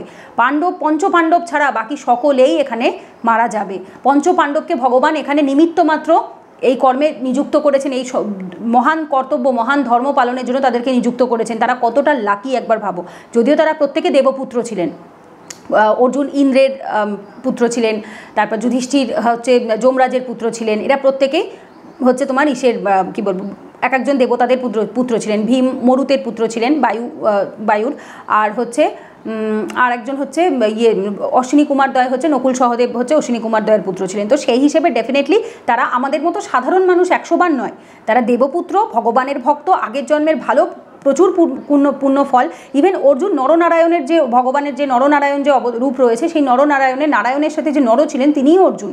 তো সেক্ষেত্রে তারা 100 বার আমাদের থেকে, সকলের থেকে অনেক ওপরে। তো সেটাই বলেছে যে এই উভয় পক্ষে পাণ্ডবেরা ছাড়া সকলেই সমস্ত যোদ্ধাই নিহত হবে, স্বয়ং ভগবান বলছেন। তখন যুদ্ধ কিন্তু হয়নি, সবে স্টার্ট হচ্ছে, সেই সময় ভগবান বলে দিয়েছে। এরপর 33 নম্বর শ্লোকে, অতএব তুমি উত্থিত হও এবং যশ লাভ করো, তোমার শত্রুদের পরাজিত করে সমৃদ্ধিশালী রাজ্য ভোগ করো। আমার দ্বারা এরা পূর্বেই নিহত হয়েছে, হে সব্যসাচী তুমি কেবল নিমিত্ত মাত্র হও। অতএব তুমি উত্থিত হও, তুমি ভেঙে পড়ো না, তুমি ভেবো না যে তুমি এদের মারছো, তুমি জেগে ওঠো, উত্থিত হও, যশ লাভ করো। যখন তুমি যুদ্ধে জয়লাভ করবে অবশ্যই তোমার নাম যশ খ্যাতি বাড়বে, তুমি যশ লাভ করো। তোমার শত্রুদের পরাজিত করে, কৌরবদের পরাজিত করে সমৃদ্ধিশালী রাজ্য ভোগ করো, যে সমৃদ্ধিশালী যে রাজ্য তুমি তৈরি করবে সেই রাজ্য অবশ্যই তুমি ভোগ করো। আমার দ্বারা এরা পূর্বেই নিহত হয়েছে, ভগবানের দ্বারা যখন অর্জুন দেখতে পাচ্ছিল যে এরা সকলে ভগবানের মুখে অগ্নিতে গিয়ে প্রতীত হচ্ছে, তখন এরা অলরেডি ভগবানের কাছে তারা মারা গেছে, এরা পূর্বেই নিহত হয়েছে। হে সব্যসাচী মানে যে 2 হাতে কাজ করতে পারে। অর্জুন এমন একজন ছিলেন যিনি 2 হাতে অস্ত্র চালাতে সক্ষম ছিলেন, সেহেতু তাকে সব্যসাচী বলা হচ্ছে। তুমি কেবল নিমিত্ত মাত্র হও, তুমি শুধুমাত্র নিমিত্ত। আমি এই কথাটা সবসময় বলি এবং প্রত্যেকটা ভগবত ভক্ত তারা সবসময় বিশ্বাস করে যে আমরা সব কিছুতেই নিমিত্ত মাত্র। এই যে ভগবদ্গীতার ক্লাস আমি দিচ্ছি বা ভগবদ্গীতা তোমরা শুনছো, আমি নিমিত্ত মাত্র। এই জ্ঞানটা তোমাদের কাছে এখন যাওয়ারই ছিল, তোমরা এখন ভগবদ্গীতা শুনবে, এটা শোনারই ছিল। আমি যে ভগবদ্গীতা ধৃতির কাছ থেকে পেয়েছিলাম আজ থেকে 1.5 বছর বা 2 বছর আগে, ধৃতি নিমিত্ত মাত্র। ভগবদ্গীতা এই সময় আমার কাছে আসারই ছিল, তোমাদের কাছে ভগবদ্গীতার জ্ঞান যাওয়ারই ছিল। তো যেটা হওয়ার সেটা হবেই, আমরা শুধুমাত্র নিমিত্ত, আর কিচ্ছুটি নই। আমরা যে কর্মটি করি আমাদের 3টে গুণের প্রভাবে, যার যে ভেতরে যেরকম গুণ থাকে, শতগুণ থাকলে সাত্বিক কাজ করব, রজগুণ থাকলে রাজস্বিক কাজ করব, তমগুণ থাকলে তামসিক কাজ করব। আমরা শুধু 3টে গুণের প্রভাবে আমরা কি করে থাকি, কাঠপুতলির মতো, কাঠের পুতুলের মতো নিজেদের কর্মটা করতে থাকি। এবং 100 বার আমাদের কন্ট্রোল আছে, কোনটার উপর কন্ট্রোল আছে, আমাদের ভেতরে কোন গুণ যাবে তার উপরে 100 বার আমরা সেই কর্মটা কন্ট্রোল করতে পারি। তামসিক খাবার খাবো, রাজস্বিক খাবার খাবো, রাজস্বিক কাজ করব, কথা বলবো, তারপর আমি আশা করবো না যে আমি সাত্বিক মানুষ হব, না, সম্ভব নয়। সো আমি আমার গুণকে কন্ট্রোল করতে পারি, তবে আমার কর্ম কিছুটা হয়তো এদিক ওদিক শুধরোতে পারে, কিন্তু পুরোটাই এই সমস্ত কিছু এইগুলো অলরেডি ভগবানের ডিসাইডেড, ভগবান ডিসাইড করে রেখেছে। তো ভগবান নিজে বলছে এরা পূর্বেই নিহত হয়েছে, তুমি কেবল নিমিত্ত মাত্র হও, তুমি নিমিত্ত মাত্র যুদ্ধ করো। আর 34 নম্বর শ্লোকে, দ্রোণ, ভীষ্ম, কর্ণ, জয়দ্রথ এবং অন্যান্য যুদ্ধবীরগণ ইতিপূর্বে আমার দ্বারা নিহত হয়েছে, সুতরাং তুমি বিচলিত না হয়ে তাদের বধ করো, তুমি যুদ্ধে শত্রুদের নিশ্চয়ই জয় করবে, অতএব যুদ্ধ করো। দ্রোণ, ভীষ্ম, কর্ণ, জয়দ্রথ এবং অন্যান্য যুদ্ধবীরগণ যারা যুদ্ধে পার্টিসিপেট করছে, ইতিপূর্বে ভগবানের মুখে অলরেডি তারা মারা গেছে, আমার দ্বারা নিহত হয়েছে, সুতরাং তুমি বিচলিত না হয়ে, তুমি ভেবো না যে তুমি এদের মারছো, তুমি বিচলিত না হয়ে তাদের বধ করো। তাদের শুধু শরীরটাকে তুমি বধ করবে, বাকি তাদের বধ অলরেডি হয়ে গেছে।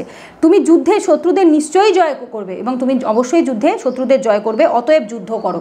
যুদ্ধ থেকে পলায়ন করো না, কারণ যুদ্ধ থেকে পলায়ন মানে যেচে পড়ে যে কর্ম আসে সেই স্ববিহিত কর্মের থেকে, স্বধর্মবিহিত কর্ম থেকে কখনো পলায়ন করতে নেই। এটা আমি প্রেমানন্দ মহারাজের ভিডিওতে অনেকবার এই কথাটা শুনেছি। অনেকে ভাবে বোধহয় সন্ন্যাস ধর্ম নিয়ে নেবো বা সন্ন্যাস ধর্ম নিয়ে নেওয়াটাই বোধহয় ভালো। তো বারবার ওই কথাটা প্রত্যেকটা বৈষ্ণবের মুখে তোমরা শুনে থাকবে, কখনো এটা করা উচিত নয়। যখন কোনো কর্ম নিজের থেকে আমার কাছে যেচে আসে, তার মানে আমি আমার যেখানে জন্মগ্রহণ করেছি সেই জন্মগ্রহণের ফলে যে কর্ম যে দায়িত্ব আমার ওপর ন্যস্ত করা হয়েছে, সে ন্যস্তটা ভগবানই করেছেন আমার প্রারব্ধকে ক্লিয়ার করার জন্য, আমার ঋণকে ক্লিয়ার করার জন্য। যতক্ষণ না আমার সমস্ত ঋণ ক্লিয়ার হবে, প্রারব্ধ ক্লিয়ার হবে, আমি ভগবত ধামে যেতে পারবো না। তো সুতরাং সেই কর্ম, যেচে আসা কোনো দায়িত্ব, যেচে আসা কোনো কর্ম কাউকে কখনো অবহেলা করতে নেই, তাকে কখনো ত্যাগ করতে নেই। তাহলে সেটাতে আরও উল্টে পাপ লাগতে পারে বা প্রারব্ধ ক্লিয়ার না হতে পারে, যে কোনো একটা তো ডেফিনেটলি হয়। তো অর্জুনকে ভগবান অর্জুনকে কি বলছে, তুমি যুদ্ধ করো, মানে তার স্বধর্মবিহিত কর্ম যেটা, তাকে অবশ্যই সেটা করতে হবে। এরপর সঞ্জয় বলছেন 35 নম্বর শ্লোকে সঞ্জয় ধৃতরাষ্ট্রকে বলছেন, সঞ্জয় ধৃতরাষ্ট্রকে বললেন, হে রাজন, ভগবান শ্রীকৃষ্ণের এই বাণী শ্রবণ করে অর্জুন ভীত চিত্তে ও কম্পিত কলবরে কৃতাঞ্জলি পুটে প্রণাম করে গদগদভাবে শ্রীকৃষ্ণকে বললেন। দেখো ভালো করে শোনো, এই কথাগুলো শোনার পর স্বাভাবিক ভয় তো থাকবেই, তার ভেতর একটা এক্সাইটমেন্ট থাকবে, আনন্দ থাকবে, মানে সব কিছু মিলেমিশে না। অ্যাকচুয়ালি এটা স্পেশালি কি বলবো, মানে যারা ফিল করেছে তারা জানবে, যখন আমাদের সাথেও কখনো ভগবান এরকম কোনো খুব এক্সট্রিম কোনো লীলা করে, তো সেই রকম সময় না আমাদেরও ভেতর থেকে সেম এইরকমই একটা অনুভব আসে। সেই অনুভবটা যে কী, মানে আনন্দ, দুঃখ, কষ্ট, ভয় সব মিশ্রিত থাকে। হে রাজন, ভগবান শ্রীকৃষ্ণের এই বাণী শ্রবণ করে এই কথা অর্জুন শুনলো। শোনার পর অর্জুন ভীত চিত্তে, মনের ভেতর তো অবশ্যই ওই রূপ দেখে ভয়, কম্পিত কলেবরে, গলা কাঁপছে অর্জুনের কথা বলতে গিয়ে, কৃতাঞ্জলি পুটে মানে করজোড়ে হাত জোর করে, কৃতাঞ্জলি পুটে প্রণাম করে, ভগবানকে প্রণাম করে গদগদভাবে, গদগদ কথাটার মানে কি, আমরা খুব আনন্দ পেলে, আনন্দ এবং দুঃখ কাইন্ড অফ সবটা যখন মিলেমিশে যায় না, সেই বলে না চোখে হাসি মুখে কি যেন এটা বলে, মুখে হাসি চোখে জল, এরকম একটা কিছু বলে। তো অর্জুনের ব্যাপারটা এরকম ছিল যে আনন্দ, বাট সেই আনন্দটার ভেতরেও একটা আলাদা এক্সাইটমেন্ট রয়েছে এবং ভয়, সব মিশ্রিত হয়ে রয়েছে। গদগদভাবে শ্রীকৃষ্ণকে বললেন, কি বললেন শোনো, অর্জুন উবাচ, মানে অর্জুন বললেন, হে ঋষিকেশ, তোমার মহিমা কীর্তনে সমস্ত জগৎ হৃষ্ট হয়ে তোমার প্রতি অনুরক্ত হচ্ছে, রাক্ষসেরা ভীত হয়ে নানা দিকে পলায়ন করছে এবং সিদ্ধরা তোমাকে নমস্কার করছে, এই সমস্তই যুক্তিযুক্ত। অর্জুন কি দেখছেন বা কি বলছেন ঋষিকেশকে, ভগবানকে, তোমার মহিমা কীর্তনে, এই যে ভগবান নিজের যে রূপটা দেখালেন, অবশ্যই এটা ভগবানের মহিমা কীর্তন, ভগবানের মহিমা কীর্তনে সমস্ত জগৎ হৃষ্ট হয়ে, আনন্দ হয়ে, হৃষ্ট হওয়া মানে আনন্দ চিত্তে হয়ে তোমার প্রতি অনুরক্ত হচ্ছে, অনুরক্ত মানে ভালোবাসার থেকে যে ফিলিংসটা আসে, দ্যাট ইজ কল অনুরক্ত হওয়া। রাক্ষসেরা ভীত হয়ে নানা দিকে পলায়ন করছে, কারণ দুটো কোয়ালিটি হয়, একটা আসরিক প্রবৃত্তি বা রাক্ষসদের মধ্যে থাকে, একটা দৈবিক প্রবৃত্তি যেটা দেবতাদের মধ্যে থাকে। দেবতা কাদের বলা হয়, যারা ভগবান বিষ্ণুকে দেবতা সর্বকারণের কারণ হিসাবে জানে, যাদের ভেতর দৈবিক কোয়ালিটিস রয়েছে, ভগবানের ভক্ত, তাদেরকে দেবতা বলা হয়। আর রাক্ষসেরা ভগবানকে বিশ্বাস করে না, তারা নাস্তিক। এই কলিযুগে যাদেরকে নাস্তিক দেখো, তারা সকলেই আগে কোনো না কোনো যুগে তারা প্রত্যেকে রাক্ষস রূপে ছিল। তো রাক্ষসেরা ভীত হয়ে নানা দিকে পলায়ন করছে, কারণ রাক্ষসটা ভগবানকে চিরকালই ভয় পাবে, রাক্ষসটা ভগবানকে ভয় পাওয়ার জন্যই তো তারা রাক্ষস না। তারা দেখবে মানুষ পাপ কর্ম করলে তবেই সে ভগবানকে ভয় পায়, পাপ কর্ম করে মন্দিরে যেতে পারে না, খারাপ কাজ করে মন্দিরে ঢুকতে সে ভয় পায়, বা সে ঠাকুরকে ছুতে ভয় পায়। বহু মানুষের কাছে শুনবে, না ছোবো না, এটা করবো না, কারণ মনের ভেতর সবসময় ভয় কাজ করে। কারণ আমাদের কর্মশুদ্ধ না হলে আমরা ভগবানকে ভয় পাবো, আর যখন আমাদের কর্মশুদ্ধ হবে আমরা তখন ভগবানকে ভালোবাসবো। এইটাই পার্থক্য হয় দেবতা এবং হচ্ছে রাক্ষসদের মধ্যে। রাক্ষসরা ভগবানকে ভয় পায়, দেবতারা ভগবানকে ভালোবাসে। তো বলছে কি, দিকে পলায়ন করছে এবং সিদ্ধরা নানা তোমাকে নমস্কার করছে। যারা সিদ্ধ পুরুষ তারা তো ভগবানকে জেনে গেছে, ভগবানকে যারা তত্ত্বজ্ঞানে জানে তারাই তো সিদ্ধ পুরুষ। তো সিদ্ধ পুরুষেরা কিন্তু ভগবানকে ভয় পাবে না, ভগবানকে ওই রূপে দেখে তারা নিজেদেরকে ব্লেসড মনে করবে, আশীর্বাদের হিসাবে তারা নেবে যে আমরা ভগবানকে এই রূপে দেখতে সমর্থ হয়েছি। তখন তারা কি করবে, ভগবানকে প্রণাম করবে। তো সেটাই বলছে, তোমাকে প্রণাম নমস্কার করছে, এই সমস্তই যুক্তিযুক্ত, এই সমস্ত আমি যা যা দেখছি এগুলো সমস্ত কিছুই হচ্ছে যুক্তিযুক্তভাবে। তো অর্জুন সেটা বলছেন। এরপর 37 নম্বর শ্লোকে, হে মহাত্মান, তুমি এমনকি ব্রহ্মার থেকেও শ্রেষ্ঠ এবং আদি সৃষ্টিকর্তা, কেন সকলে তোমাকে নমস্কার করবে না? হে অনন্ত, হে দেবেশ, হে জগন্নিবাস, তুমি সৎ ও অসৎ উভয়ের অতীত, অক্ষর তত্ত্ব বা অবিনশ্বর ব্রহ্ম। দেখো, হে মহাত্মান, মহাযুক্ত আত্মান, ঠিক আছে, তুমি সমস্ত আত্মারও মহা, সবার ওপরে, তুমি এমনকি ব্রহ্মার থেকেও শ্রেষ্ঠ। ব্রহ্মাকে, ব্রহ্মা পিতামহ, আর আমরা গোবিন্দকে বা ভগবান বিষ্ণুকে কি বলি, প্রপিতামহ। তিনি ব্রহ্মারও পিতা, কারণ তার পদ্ম নাভির থেকেই ব্রহ্মা পিতামহের জন্ম হয়েছে। তো সুতরাং অবশ্যই তিনি ব্রহ্মার থেকেও শ্রেষ্ঠ, কারণ তিনি ব্রহ্মারও পিতা এবং আদি সৃষ্টিকর্তা। কি বলছে, তুমি আদি সৃষ্টিকর্তা, যিনি সমস্ত কিছুর আদি কারণ, মূল কারণ যিনি, কেন সকলে তোমাকে নমস্কার করবে না? কারণ তুমি তো সকলের ওপরে। নেটে সার্চ করো, who is the father of Shri Hari বা শ্রী বিষ্ণু, লেখা আসবে he is the first and the foremost in সনাতন ধর্মা, তিনিই প্রথম এবং তিনিই সবার ওপরে, তো সুতরাং তার কোনো পিতা নেই, তার ওপরে কেউ নেই, শ্রী হরির ওপরে, শ্রী বিষ্ণুর ওপরে, মহাবিষ্ণুর ওপরে আর কেউ নেই, এবং তিনি স্বয়ং দাপরে এসেছিলেন ভগবান গোবিন্দ বা শ্রীকৃষ্ণ রূপে। ঠিক আছে, তিনি কেন সকলে তোমাকে নমস্কার করবে না? হে অনন্ত, যার কোনো শেষ নেই, হে দেবেশ, যে তিনি সমস্ত দেবতাদের ঈশ্বর, হে জগন্নিবাস, সমস্ত জগৎ তোমার ভেতরে বাস করে, তুমি সৎ ও অসৎ, খারাপ ভালো মন্দ সমস্ত কিছুর উভয়ের অতীত, তোমাকে কোনো ভালো মন্দ, তার জন্য আমরা কি বলে থাকি ভগবান হরিকে গুণাতীত, মন্ত্রের ভেতরেই আছে, আমার বাবা রোজ মন্ত্রগুলো পড়ে আমি শুনি, গুণাতীত, যাকে তিনি গুণেরও অতীত, তিনটে গুণেরও অতীত, কারণ আমরা তিনটে গুণের স্বীয় স্বভাব অনুসারে আমরা কর্ম করে থাকি, সেই অনুসারে আমরা সৎ অসৎ ভালো মন্দ এইভাবে আমরা আসি, কিন্তু তিনি গুণেরও অতীত, কোনো গুণ তাকে, তিনি নির্গুণ, তাকে কোনো গুণ ছুতে পারে না, তুমি সৎ ও অসৎ উভয়ের অতীত, অক্ষর তত্ত্ব, অক্ষর ব্রহ্মযোগে ভগবান বলেছে 8 নম্বর চ্যাপ্টারে, অক্ষর তত্ত্ব বা অবিনশ্বর ব্রহ্ম, তুমিই অক্ষর তত্ত্ব বা অবিনশ্বর ব্রহ্ম, যার কোনো বিনাশ নেই, তুমিই হচ্ছে সেই পরব্রহ্ম, যাকে জানা হয়ে গেলে, যাকে পাওয়া হয়ে গেলে আর কোনো কিছু জানার বাকি থাকে না, কোনো কিছু পাওয়ার বাকি থাকে না। আচ্ছা, এরপরে দেখো 38 নম্বর শ্লোকে, তুমি আদিদেব, পুরাণ পুরুষ এবং এই বিশ্বের পরম আশ্রয়, তুমি সব কিছুর জ্ঞাতা, তুমি জ্ঞেয় এবং তুমি গুণাতীত পরম ধাম স্বরূপ, হে অনন্ত রূপ, সমগ্র জগৎ তোমার দ্বারা পরিব্যাপ্ত হয়ে আছে, তুমি আদিদেব, সমস্ত দেবেরও আদি, সবচেয়ে পুরনো, আদি মানে পুরনো, পুরাণ পুরুষ, এই যে আমাদের পুরাণ লেখা হয়েছে না, পুরাণ কথাটা এসছেই ওখান থেকে, পুরাণ মানে ওল্ড স্ক্রিপচার্স, ওল্ড যেগুলো আমাদের স্মৃতিশাস্ত্র যেগুলো ছিল তার ভেতর সব থেকে পুরনো যেগুলো, তো দ্যাট ইজ পুরাণ। পুরাণ পুরুষ মানে যে ওল্ড পুরুষ, যে এই যে মুভিটা বেরোলো আদি পুরুষ শ্রীরামচন্দ্রের ওপর, ভগবান রামচন্দ্রের ওপর, কেন? বিকজ হি ইজ দ্য আদি পুরুষ না, হরির যেহেতু অবতার তিনি, এই পুরাণ পুরুষ এবং এই বিশ্বের পরম আশ্রয়, এই বিশ্বের পরম আশ্রয়, তোমাকে আশ্রয় করে এই বিশ্ব চরাচর সমস্ত কিছু রয়েছে, তুমি সব কিছুর জ্ঞাতা, তুমি সব কিছু জানো, তো আমরা বলি সবসময় বলি না যে অনেকে বলে দিদি এটা হচ্ছে তাহলেও কি এটা আমাদের কর্মফল, দিদি ওটা হচ্ছে তাহলেও কি আমাদের কর্মফল, একটু কিছু হলেই ভগবানকে দোষারোপ করে দিই, ভগবান খুব নিষ্ঠুর বেঈমান এই সেই বলে দিই, অনেক লোক কত খারাপ কথা বলে ভগবানকে, আমরা জানি না আমরা আগে কি করেছি, আমরা পরে ভবিষ্যতে কি করব তাও জানি না, এই মোমেন্টে শুধু বাঁচি, ভগবান সব কিছুর জ্ঞাতা, তিনি আগে আমরা কী রকম ছিলাম কী ছিলাম, তিনি আমাদের বিলিয়ন মিলিয়ন বছর ধরে কোটি কোটি ব্রহ্মাণ্ড যখন সৃষ্টি হয়েছে তখন থেকে তিনি আমাদের সম্পর্কে অবগত, তিনি জানে আমরা কী কী কর্ম করেছি, খারাপ ভালো সব কিছু, তো তিনি সব কিছুর জ্ঞাতা, তুমি জ্ঞেয় বস্তু, তোমাকে জানা হলেই জানা হয়ে যায়, আর কিছু জানা, জ্ঞেয় বস্তু একমাত্র জ্ঞেয় বস্তু গোবিন্দ, আর কেউ নয়, এবং তুমি গুণাতীত পরম ধাম, তুমি সমস্ত গুণের অতীত,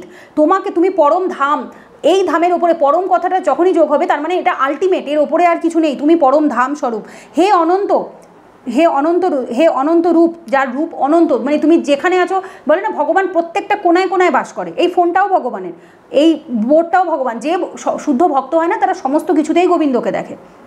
আমার বাড়িতে একজন শুদ্ধ বৈষ্ণব ভক্ত আসে মাঝে মধ্যে, তো আমাদের এখানে ওষুধের দোকান ওনার, উনি বাবার প্রেশার চেক করতে, ব্লাড নিতে অনেক সময় আসেন বাড়িতে বাবা মায়ের, তো আমার বাড়িতে যে মোরগটা, তো উনি মোরগটাকেও হাত জোর করে প্রণাম করেন, আমি সত্যি কথা বলছি, আমি অবশ্যই সমস্ত মানুষের মধ্যে ঈশ্বরকে দেখি, বাট কখনো আমি এরকম হয়নি যে আমি মোরগকে প্রণাম করেছি বা বিড়ালকে প্রণাম করেছি, খুব রেয়ারেস্ট অফ রেয়ার কেসে হয়তো আমি করেছি, বাট আমি ওনার কাছ থেকে এক বছর আগে উনি এই জিনিসটা করেছিলেন, তারপর থেকে আমি এই জিনিসটা আমার ভেতরে আসে যে সত্যিই তাই, যে প্রত্যেকের ভেতর ঈশ্বর দেখতে পান উনি এতটাই শুদ্ধ ভক্ত, তিনি মোরগটাকেও হাত জোর করে প্রণাম করেছিলেন, করে বলেছিলেন সবার ভেতরে ঈশ্বর থাকে, তো যখন ঈশ্বর ও আশাতে যখন তোমরা মাংস খাওয়া ছেড়েছো, ও আসার জন্য যখন অবশ্যই ওকে ভগবান পাঠিয়েছেন এই মহৎ কর্মটি সম্পাদন করার জন্য, তো সুতরাং ওর ভেতরেই ঈশ্বর আছে, এইভাবে উনি প্রণাম করলেন তখন আমার সত্যিই চোখ খুললো, আজ থেকে 1 বছর আগের কথা বলছি, তো তখন আমি এই ব্যাপারটা রিয়ালাইজ করতে পারিনি, বাট এখন অবশ্যই জানি, এখন আমি অবশ্যই করি, বাট তখন আমি জানতাম না, তখন বুঝতে পারিনি। সো যে ঈশ্বরকে দেখে সে সব জায়গায় পরিব্যাপ্ত শুধু ঈশ্বরকেই দেখে, ভগবানকেই দেখে, তুমি হে অনন্ত রূপ, সমস্ত রূপে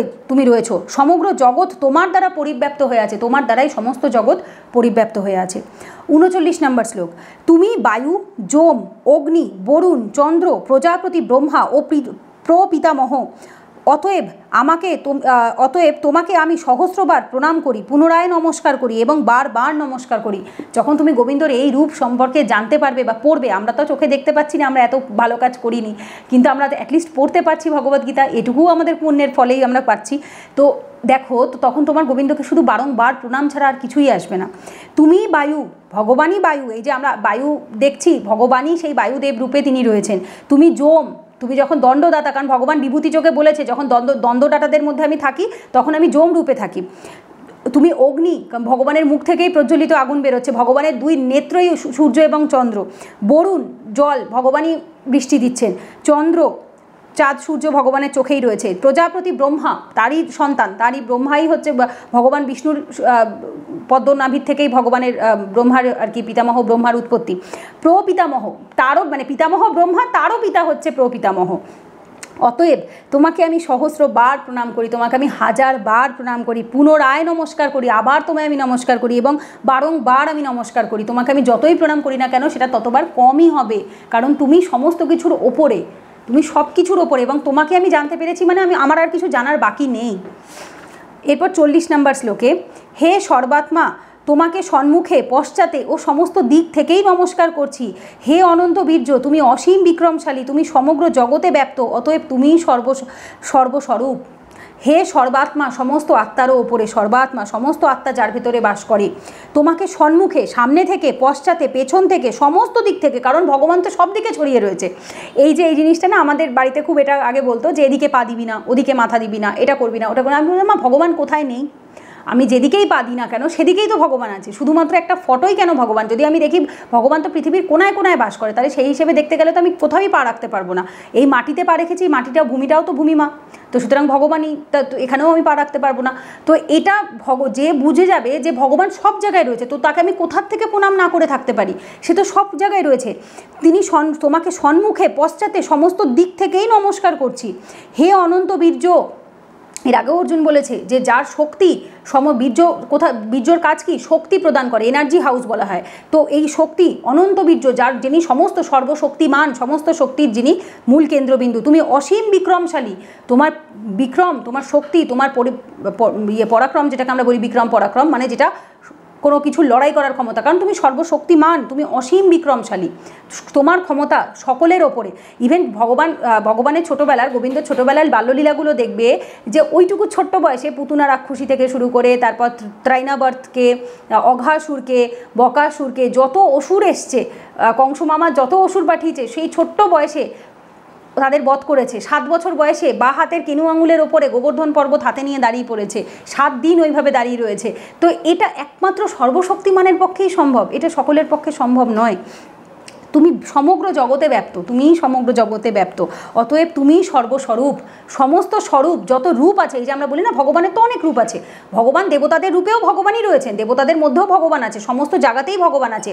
ইট কাঠ পাথর বালি, মানুষ কুকুর বিড়াল হাঁস মুরগি, তুমি যেখানে দেখবে এই বাতাস, এই জল, যাবতীয় মানে জড় এবং জীব, সমস্ত কিছুতেই ঈশ্বর আছে। কিন্তু তাদের ভেতরে মানে তারাও কমপ্লিট নয়, ব্যাপারটা বুঝতে হবে। দে আর নট কমপ্লিট।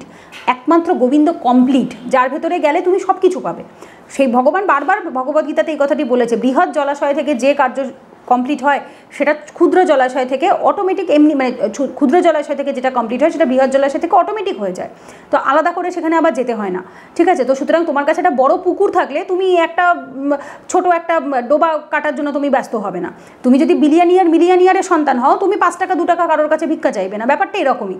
তো ভগবানকে জেনে যাওয়ার, সে সর্বস্বরূপে রয়েছে, তুমি সমস্ত স্বরূপে তুমি রয়েছো, তো সেটাই হচ্ছে তিনি সম্পূর্ণ, তিনি কমপ্লিট, অতএব তুমিই সর্বস্বরূপ। এরপরে 41 এবং 42 নম্বর শ্লোকে, তোমার মহিমা না জেনে সখা মনে করে তোমাকে আমি প্রগল্ভভাবে হে কৃষ্ণ, হে যাদব, হে সখা বলে সম্বোধন করেছি। প্রমোদবশত অথবা প্রণয়বশত আমি যা কিছু করেছি তুমি দয়া করে ক্ষমা করো। বিহার, শয়ন, উপবেশন ও ভোজনের সময় কখনো একাকী এবং কখনো বন্ধুদের সমক্ষে আমি যে তোমাকে অসম্মান করেছি, হে অচ্যুত, আমার সেই সমস্ত অপরাধের জন্য তোমার কাছে ক্ষমা প্রার্থনা করি।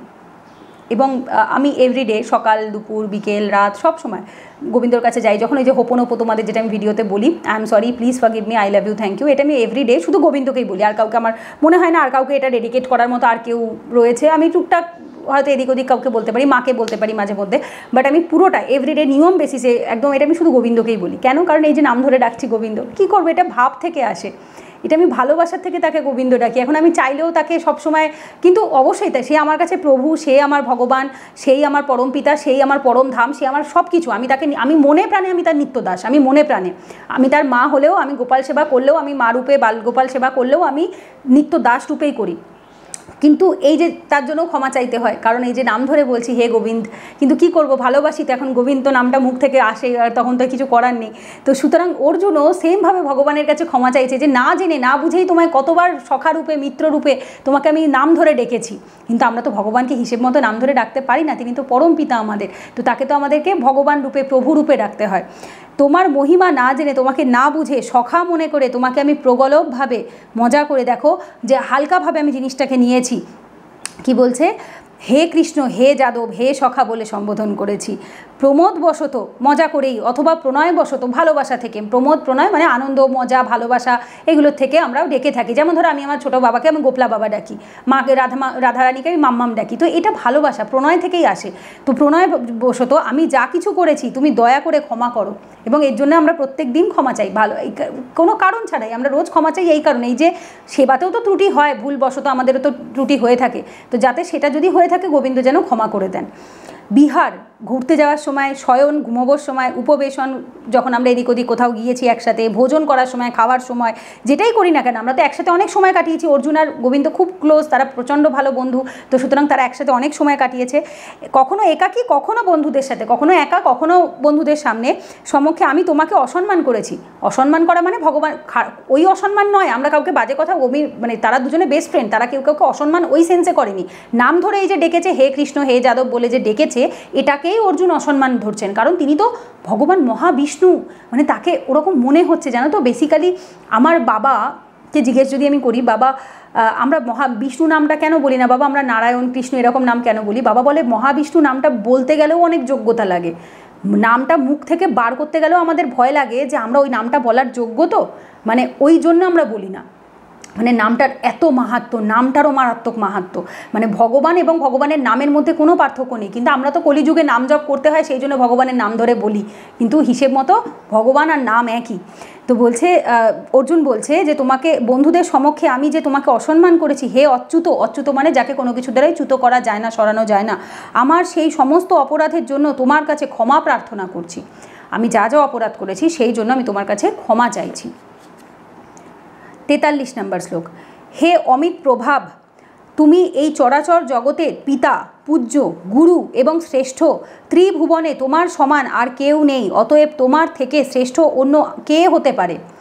হে অমিত প্রভাব, অমিত প্রভাব কথাটির মানে হচ্ছে এখানে বোধহয় বাংলাতে প্রভুপাদজি দিয়েছেন যার প্রভাব কখনো শেষ হয় না, অপরিমেয়, যার প্রভাব বোধহয় এখানে দেওয়া আছে, খুব সম্ভবত আমি খুঁজে পাচ্ছি না, এই যে অপরিমেয় প্রভাব, হ্যাঁ নিচের দিকে আছে, অপ্রমেয় প্রভাব যেটা কখনো আনকাউন্টেবল প্রভাব, তুমি এই চরাচর জগতের, চরাচর আমরা পড়েছি কি স্থাবর জঙ্গম মানে অ্যানিম্যাল এবং জড় এবং জীব দুটোই আছে, জগতের পিতা অবশ্যই তিনি পরম পিতা, পূজ্য তিনি পূজনীয়, আমরা যার জন্য ভগবানের সেবা করি পুজো করি, গুরু কেন গুরু, তিনি প্রথম গুরুদেব হিসেবে ব্রহ্মাকে, পিতামহ ব্রহ্মাকে এই ভগবদ্গীতার জ্ঞান দান করেছিলেন, ইভেন এই শ্রীমদ্ ভগবদ্গীতাতে এই যে আমরা পড়ি যেটা, এটা কিন্তু গুরু পরম্পরাতেই এসছে, সুতরাং এখানে কোনো কিছু ভুল হওয়ার বা কিছু ভুল থাকার কোনো রকম কোনো চান্স নেই।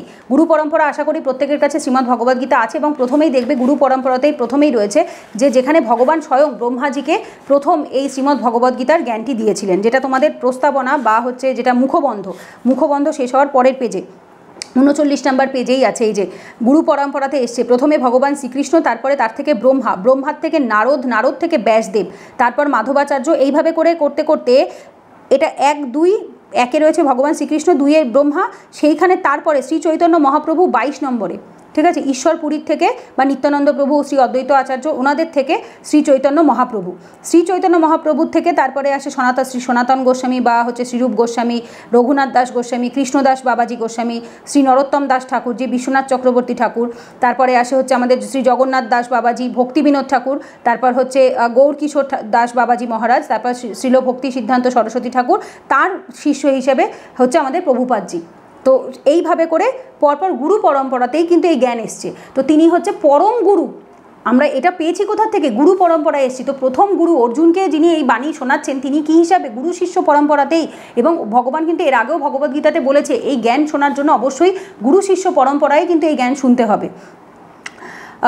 এরপরে তুমি গুরু এবং শ্রেষ্ঠ, তোমার ওপরে আর কেউ নেই। ত্রিভুবনে তোমার সমান আর কেউ নেই, এই 3 ভুবনে তোমার সমান আর কেউ নেই। অতএব তোমার থেকে শ্রেষ্ঠ অন্য কে হতে পারে? তোমার থেকে শ্রেষ্ঠ বা ওপরে আর কে হতে পারে? কেউ নেই, হরির ওপরে আর কেউ নেই। হরিনাম সব কিছুর শ্রেষ্ঠ উপায়। যে কোনো কিছু তুমি করে নাও, হরিনাম ছাড়া সব কিছু অসম্পূর্ণ। যার জন্য আমরা কেউ মারা গেলে, কেউ জন্মালে, কিছু ভালো হলে, যেটাই হোক না কেন, সে বিয়ে হোক, অনুষ্ঠান হোক, হরিকে না থাকলে, নারায়ণ শিলা যদি না থাকে সামনে, বলা হয় হরি যদি সাক্ষী না থাকে সেই জিনিসটা কোনোদিনও হয়ইনি। হরি যদি সাক্ষী নেই তো সুতরাং সেই জিনিসটা ঘটেইনি, এরকম একটা হরির সাক্ষীতেই সব কিছু ঘটে। হরিকে সামনে রেখেই আমরা সব কিছু ডেডিকেট করি। ভগবান না থাকলে, শ্রীহরি না থাকলে, নারায়ণ শিলা না থাকলে বা গোবিন্দ না থাকলে সেই বাড়িকে শ্মশানের সমান বলা হয়ে থাকে। যে বাড়িতে ভগবান শ্রীহরি নেই বা গোপাল সোনার বিগ্রহ নেই বা ভগবদ্গীতা নেই, সেই বাড়িকে বলা হয়ে থাকে শ্মশানের সমান। তো সুতরাং হরি সব কিছুর ওপরে, তার ওপরে আর কেউ নেই, কেউ থাকতেই পারে না। তাহলে সমস্ত গীতা, তারপরে ভগবদ্গীতা, পুরাণ, বেদ সমস্ত কিছু ভুল হয়ে যাবে, সনাতন ধর্মই মিথ্যে হয়ে যাবে যদি হরির ওপরে কেউ থাকে। 43-এর পরে 44 নম্বর শ্লোকে, তুমি সমস্ত জীবের পরম পূজ্য পরমেশ্বর ভগবান, তাই আমি তোমাকে দণ্ডবৎ প্রণাম করে তোমার কৃপা ভিক্ষা করছি। হে দেব, পিতা যেমন পুত্রের, সখা যেমন সখার, প্রেমিক যেমন প্রিয়ার ধৃষ্টতা বা অপরাধ ক্ষমা করেন, তুমিও সেভাবেই আমার অপরাধ ক্ষমা করতে সমর্থ। তুমি সমস্ত জীবের পরম পূজ্য পরমেশ্বর ভগবান, সমস্ত জীবের পরম পূজ্য, সব কিছুর আলটিমেট পূজা কে?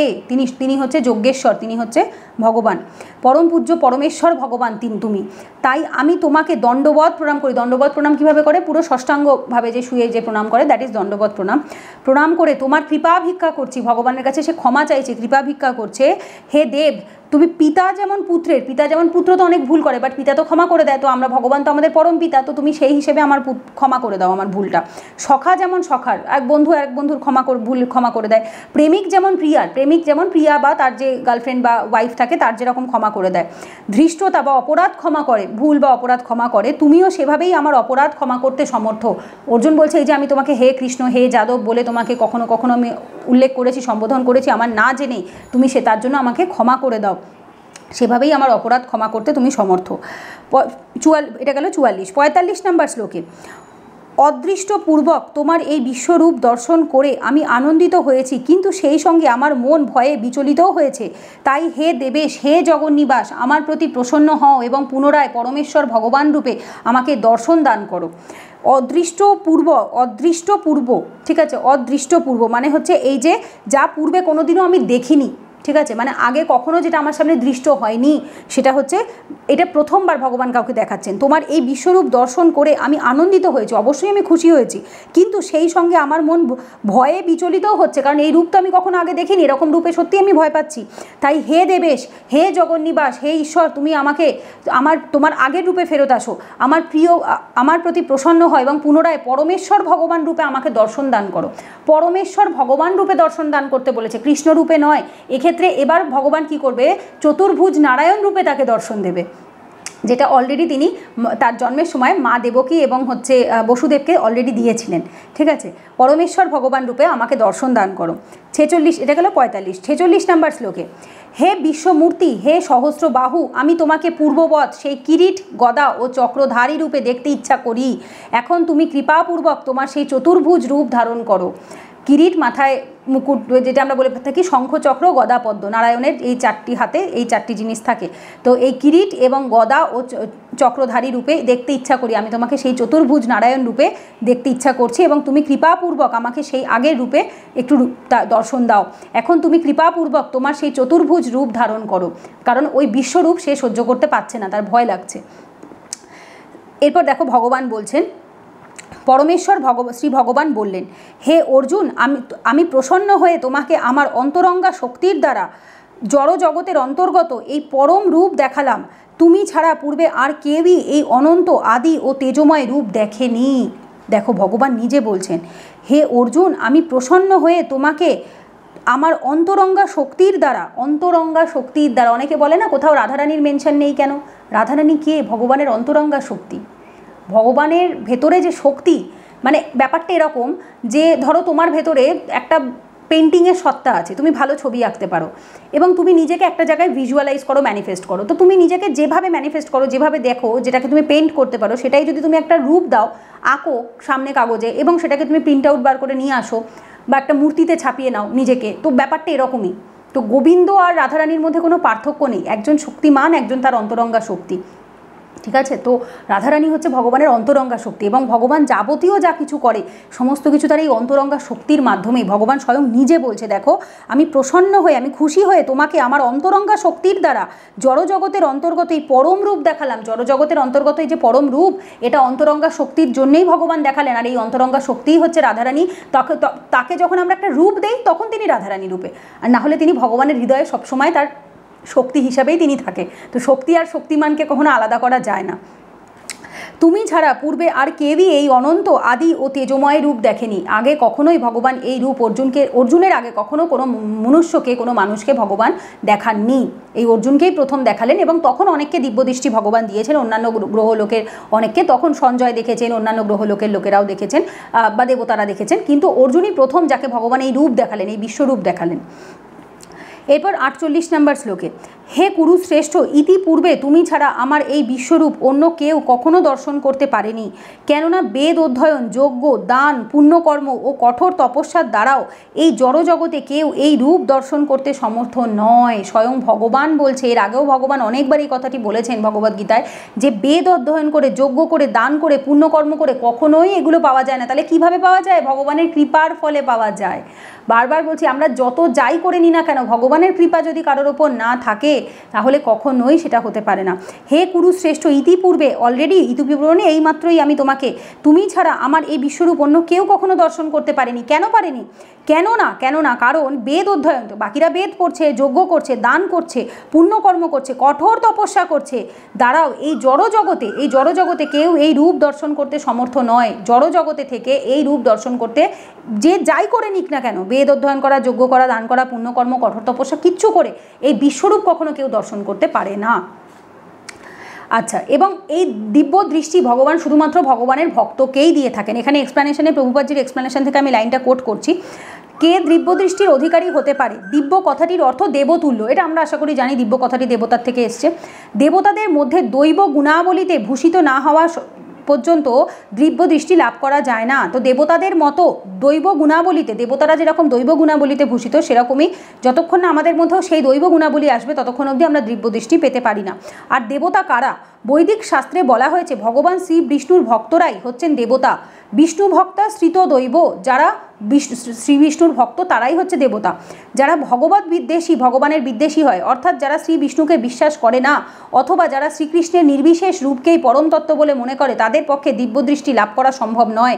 শ্রীকৃষ্ণের নিন্দা করা এবং একই সঙ্গে দিব্যদৃষ্টি সম্পন্ন হওয়া কখনোই সম্ভব নয়। দৈব গুণাবলীতে বিভূষিত না হলে দিব্যদৃষ্টি লাভ করা সম্ভব নয়। পক্ষান্তরে বলা যায়, যারা দিব্যদৃষ্টি সম্পন্ন তারাও অর্জুনের মতো দর্শন করতে পারেন। বোঝা গেছে? তার মানে যারা ভগবানের ভক্ত তারাই দেবতা, আর অসুররা কী ছিল? ভগবানের বিরুদ্ধাচরণ করতো, কখনো ভগবানের ভক্ত ছিল না। তো তার জন্য বলছে কি, যে দিব্য দৃষ্টি তখনই হবে যখন আমাদের ভেতরেও দৈবিক গুণাবলী বাড়বে, দৈবিক গুণ বাড়বে। এবং ভগবান বলেছে দৈবিক গুণের মধ্যে কোন কোন গুণ পড়ে ভগবদ্গীতাতেই আছে, এরপরেই আছে, একটু অপেক্ষা করো, আমরা চ্যাপ্টারে পাবো, ঠিক আছে। এরপর 49 নম্বর শ্লোকে, আমার এই প্রকার ভয়ঙ্কর বিশ্বরূপ দেখে তুমি ব্যথিত ও বিভ্রান্ত হয়েছ। এখন তার পরিসমাপ্তি হোক। সমস্ত ভয় থেকে মুক্ত হয়ে এবং প্রসন্ন চিত্তে তুমি পুনরায় তোমার ঈপ্সিত রূপ দর্শন করো। আমার এই ভয়ঙ্কর বিশ্বরূপ দেখে, ভগবান বলছেন আমার এই ভয়ঙ্কর বিশ্বরূপ দেখে অর্জুন ব্যথিত হয়েছে, কষ্ট পেয়েছে, বিভ্রান্ত হয়েছে, কারণ ভয় লাগছিল। তো এখন তার পরিসমাপ্তি হোক। আর ভগবান দেখাবেন না, এটা এখন কমপ্লিট করবেন। সমস্ত ভয় থেকে মুক্ত হয়ে, এইবার এই সমস্ত ভয় থেকে তুমি মুক্ত হও এবং প্রসন্ন চিত্তে, আনন্দের চিত্তে পুনরায় তুমি ঈপ্সিত রূপ দর্শন করো। ঈপ্সিত মানে যেটা আকাঙ্ক্ষিত, যেটা তুমি চাইছো। কি চাইছেন অর্জুন? চতুর্ভুজ হাতে নারায়ণ রূপে অর্জুন তাকে দেখতে চাইছেন। তোমার ঈপ্সিত রূপ দর্শন করো, কারণ ভগবান এতটাই তার অহৌতুকী কৃপা, তিনি এতটাই কৃপাময় যে আমরা যা রূপে তাকে দেখতে চাই ভগবান সেই রূপেই আমাদের কাছে সবসময় ধরা দেন। সঞ্জয় বললেন, সঞ্জয় উবাচ, এবার থেকে এই ভগবান তো তাকে রূপ দেখালেন, এবং দেখার পর সঞ্জয় সেটি কাকে বলছে? ধৃতরাষ্ট্রকে। সঞ্জয় ধৃতরাষ্ট্রকে বললেন, পরমেশ্বর ভগবান বাসুদেব অর্জুনকে এভাবে বলে তার চতুর্ভুজ রূপ দেখালেন এবং পুনরায় দ্বিভুজ সৌম্য মূর্তি ধারণ করে ভীত অর্জুনকে আশ্বস্ত করলেন। প্রথমে ভগবান কি করলেন? বিশ্বরূপ। প্রথমে ভগবান যখন শ্রীকৃষ্ণ থেকে বিশ্বরূপে যাচ্ছিলেন তখন তিনি কিভাবে গিয়েছিলেন? প্রথমে শ্রীকৃষ্ণ রূপ, তারপর তিনি গেলেন হচ্ছে চতুর্ভুজ নারায়ণ রূপে, তারপর সেখান থেকে তিনি বিশ্বরূপ দেখালেন। আবার যখন তিনি অর্জুনকে প্রশমিত ঠান্ডা করছেন বা বলছেন যে আমি আগের রূপে আসছি, তিনি প্রথমে ওখান থেকে নারায়ণ রূপে, চতুর্ভুজ নারায়ণ রূপে আসলেন এবং তারপর সেখান থেকে দুই হাতে বাঁশি নেওয়া যে শ্রীকৃষ্ণের রূপ, শ্যামসুন্দর রূপ, সেই রূপে তিনি আবার ফেরত আসলেন। পরমেশ্বর ভগবান বাসুদেব অর্জুনকে এভাবে তার চতুর্ভুজ রূপ, প্রথমে 4 হাত যে চতুর্ভুজ রূপ মানে নারায়ণ রূপে দেখালেন এবং পুনরায় আবার সেই রূপ বদল করে দ্বিভুজ 2 হাতে কনভার্ট হলেন এবং সৌম্য মূর্তি ধারণ করলেন। এই মূর্তিটা সৌম্য, প্রচণ্ড সৌম্য কথাটির মানে কি, যেটা ভীষণভাবে মানুষকে আকৃষ্ট করে, শান্ত হয়, ভালোবাসা দেয়, মানে তাতে প্রচণ্ড কি বলবো একটা স্নেহ, একটা সফটনেস, ওয়ার্মনেস একটা জড়িয়ে থাকে। সৌম্য মূর্তি ধারণ করে ভীত অর্জুনকে আশ্বস্ত করলেন এবং অর্জুনকে বললেন ভয় পাওয়ার কিছু নেই, ভগবান সেই আগের রূপে অর্জুনের সামনে আবার ধরা দিলেন। আচ্ছা, এই যেখানে প্রভুপাদজি লিখেছেন সৌম্যরূপ কথাটির অর্থ অত্যন্ত সুন্দর রূপ, ভগবানের দ্বিভুজ শ্যাম সুন্দর রূপটি তার সবচেয়ে সুন্দর রূপ। তার ভক্ত অর্জুনের সমস্ত ভয় দূরীভূত করলেন ভগবান এই রূপটা তাকে দেখিয়ে, তার দ্বিভুজ শ্যাম সুন্দর রূপ দেখালেন। এবং ব্রহ্ম সংহিতাতেও বলা হয়েছে যে বলেছেন কি, প্রেমাঞ্জনের দ্বারা রঞ্জিত নয়নেই কেবল শ্রীকৃষ্ণের শ্যাম সুন্দর রূপ দর্শন করা যায়। That is very very true. এটা একমাত্র যে চোখে, যে হৃদয়ে ভগবানের প্রতি সম্পূর্ণ নিষ্ঠা, সম্পূর্ণ শ্রদ্ধা, ভক্তি, সমর্পণ, ভালোবাসা, নিষ্কাম কর্ম, নিষ্কাম ভালোবাসা, সমস্ত কিছু যখন ভগবানের চরণের প্রতি থাকে, চরণের প্রতিও যা মানে চরণটাও যেন মানে কি বলবো, মানে ভালোবাসার বিষয়বস্তুই চরণ, তারপর ওই পায়ের থেকে ওপরের দিকে চোখই যায় না। তো যখন সেটা থাকে না, কেবলমাত্র সেই চোখেই একমাত্র শ্যামসুন্দরকে বোঝা সম্ভব, দেখা সম্ভব। নাহলে অন্য চোখে, যে চোখে অহংকার, মোহ, মায়া, লোভ, সকাম কর্ম জড়িয়ে থাকে, অন্যের প্রতি হিংসা, দ্বেষ এগুলো থাকে, কখনোই সেই চোখে শ্যামসুন্দরকে দেখা যায় না। এরপর অর্জুন বললেন, হে জনার্দন, তোমার এই সৌম্য মনুষ্য মূর্তি দর্শন করে এখন আমার চিত্ত স্থির হলো, আমি প্রকৃতস্থ হলাম। কারণ এর আগে অর্জুনকে যে বিশ্বরূপ ভগবান দেখাচ্ছিলেন সেটা ভগবান রূপে, বা বলতে পারো বিশ্ব চরাচর সমস্ত কিছু তার ভেতরে মিলিত হচ্ছে, সেই রূপটা অত্যন্ত ভয়ঙ্কর, নামটাই তার বিশ্বরূপ না, ওটা মনুষ্যরূপ নয়। তো এইবার ভগবান যে তার আগের রূপে ফেরত আসলেন, যে রূপে অর্জুন তাকে বন্ধু রূপে চেনে, সেটাই বলছে, হে জনার্দন, তোমার এই সৌম্য মনুষ্য মূর্তি, তোমার এই এত সুন্দর মনুষ্য মূর্তি যেটা এখন আমরা দেখতে পাচ্ছি, সুন্দর এই দর্শন করে আমার চিত্ত স্থির হলো।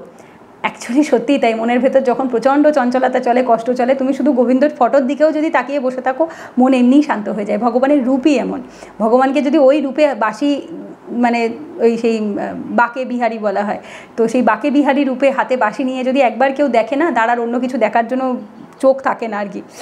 স্থির চিত্ত হলো এবং আমি প্রকৃতস্থ হলাম, আমি শান্ত হলাম, প্রকৃতিতে স্থিত হওয়া। আচ্ছা, এরপর 52 নম্বর শ্লোকে পরমেশ্বর ভগবান বললেন, তুমি আমার যে রূপ এখন দেখছো তা অত্যন্ত দুর্লভ দর্শন, দেবতারাও সর্বদা এই রূপের দর্শন আকাঙ্ক্ষী। এইটা আমি বারবার বলি, সবসময়, এর আগেও অনেক ভিডিওতে বলেছি। পরমেশ্বর ভগবান বললেন, তুমি আমার যে রূপ এখন দেখছো, তুমি এই যে আমাকে শ্যামসুন্দর রূপে, কৃষ্ণ রূপে যে রূপে দেখছো, যেটা আমি দাপরে যে রূপে এসেছি, তা অত্যন্ত দুর্লভ দর্শন। এই রূপ সহজে দেখা যায় না, এই রূপে ভগবান বারবার আসেন না। তো এই রূপের প্রতি, ভগবানের প্রতি যে ভালোবাসা আসে, সেই ভালোবাসা অত্যন্ত দুর্লভ। দেবতারাও সর্বদা এই রূপের দর্শনাকাঙ্ক্ষী, দর্শনের আকাঙ্ক্ষা করে।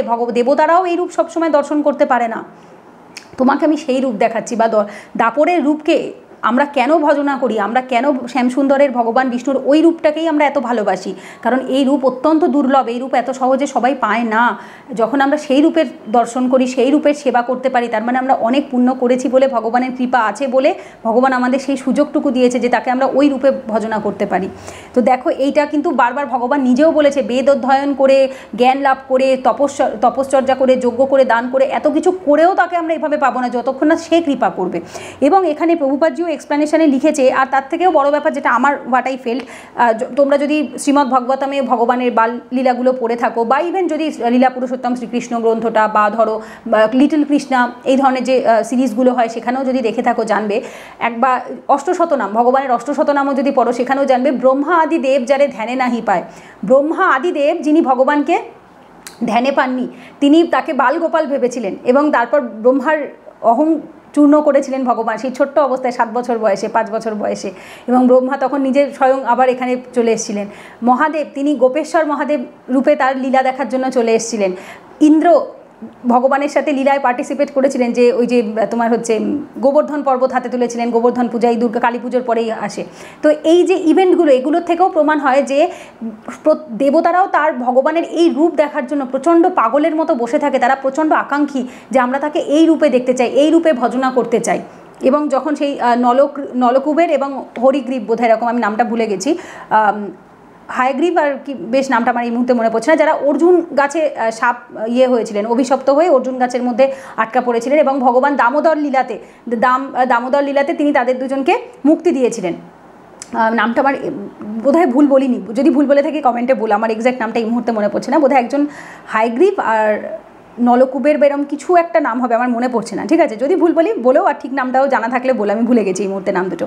তো যাই হোক, তো সেটাই বলছে যে ভগবান মানে এরাও প্রত্যেকে দেবতা, তো দেবতারাও ভগবানের এই রূপ দর্শনের জন্য যখন তিনি দাপরে লীলা করছিলেন তখন প্রত্যেকটা দেবতা মানে পাগলের মতো তার ভগবানের এই রূপ দেখার জন্য তারা ব্যাকুল হয়ে থাকতেন। এটা শ্রীমদ্ ভগবতে লীলা পুরুষোত্তম শ্রীকৃষ্ণতে সব জায়গায় বর্ণনা করা রয়েছে যে দেবতারা ভগবানকে এই রূপে দেখার জন্য একেবারে উৎকৃষ্ট হয়ে থাকতেন সব সময় তারা।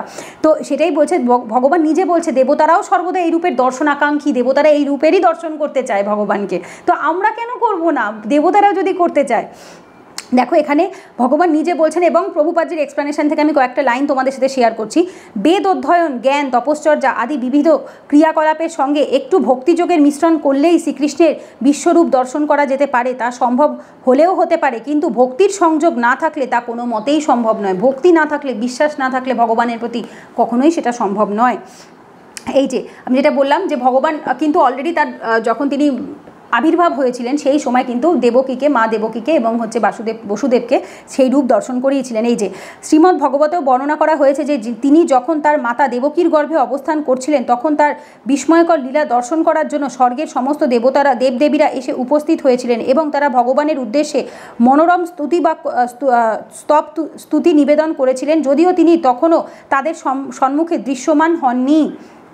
আচ্ছা, এরপরে যেমন এখানেও প্রভুপাদজি যেরকম আমি বললাম, ব্রহ্মা, শিব আদি মহান দেবতারাও শ্রীকৃষ্ণের দ্বিভুজ শ্যামসুন্দর রূপ দর্শন করার জন্য আকাঙ্ক্ষা করে থাকেন, প্রত্যেকে এই মহান দেবতারাও আকাঙ্ক্ষা করেন। আচ্ছা, এরপরে এখানে আর আমি এক্সপ্লেনেশনে আর সেভাবে কিছু নেই, যেটা আমি বললাম যারা সবসময় ভগবানের চিন্তায় মগ্ন থাকে তারাই একমাত্র ভগবানকে এই রূপে দর্শন করতে পারে।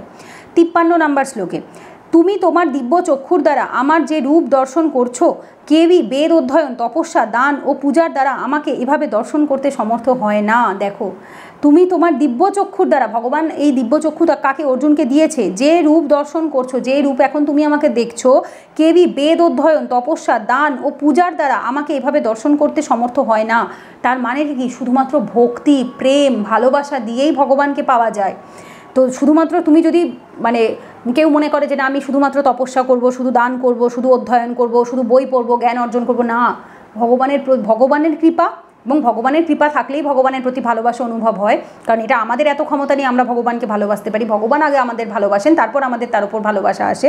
তো সেইটার মাধ্যমেই একমাত্র সেটা সম্ভব। এবং এখানেও প্রভুপাদজিও বলেছেন, শ্রীকৃষ্ণ প্রথমে তার মাতা দেবকী ও পিতা বসুদেবের সামনে চতুর্ভুজ রূপ নিয়ে আবির্ভূত হন এবং তারপরে তিনি তার দ্বিভুজ রূপে রূপান্তরিত হন।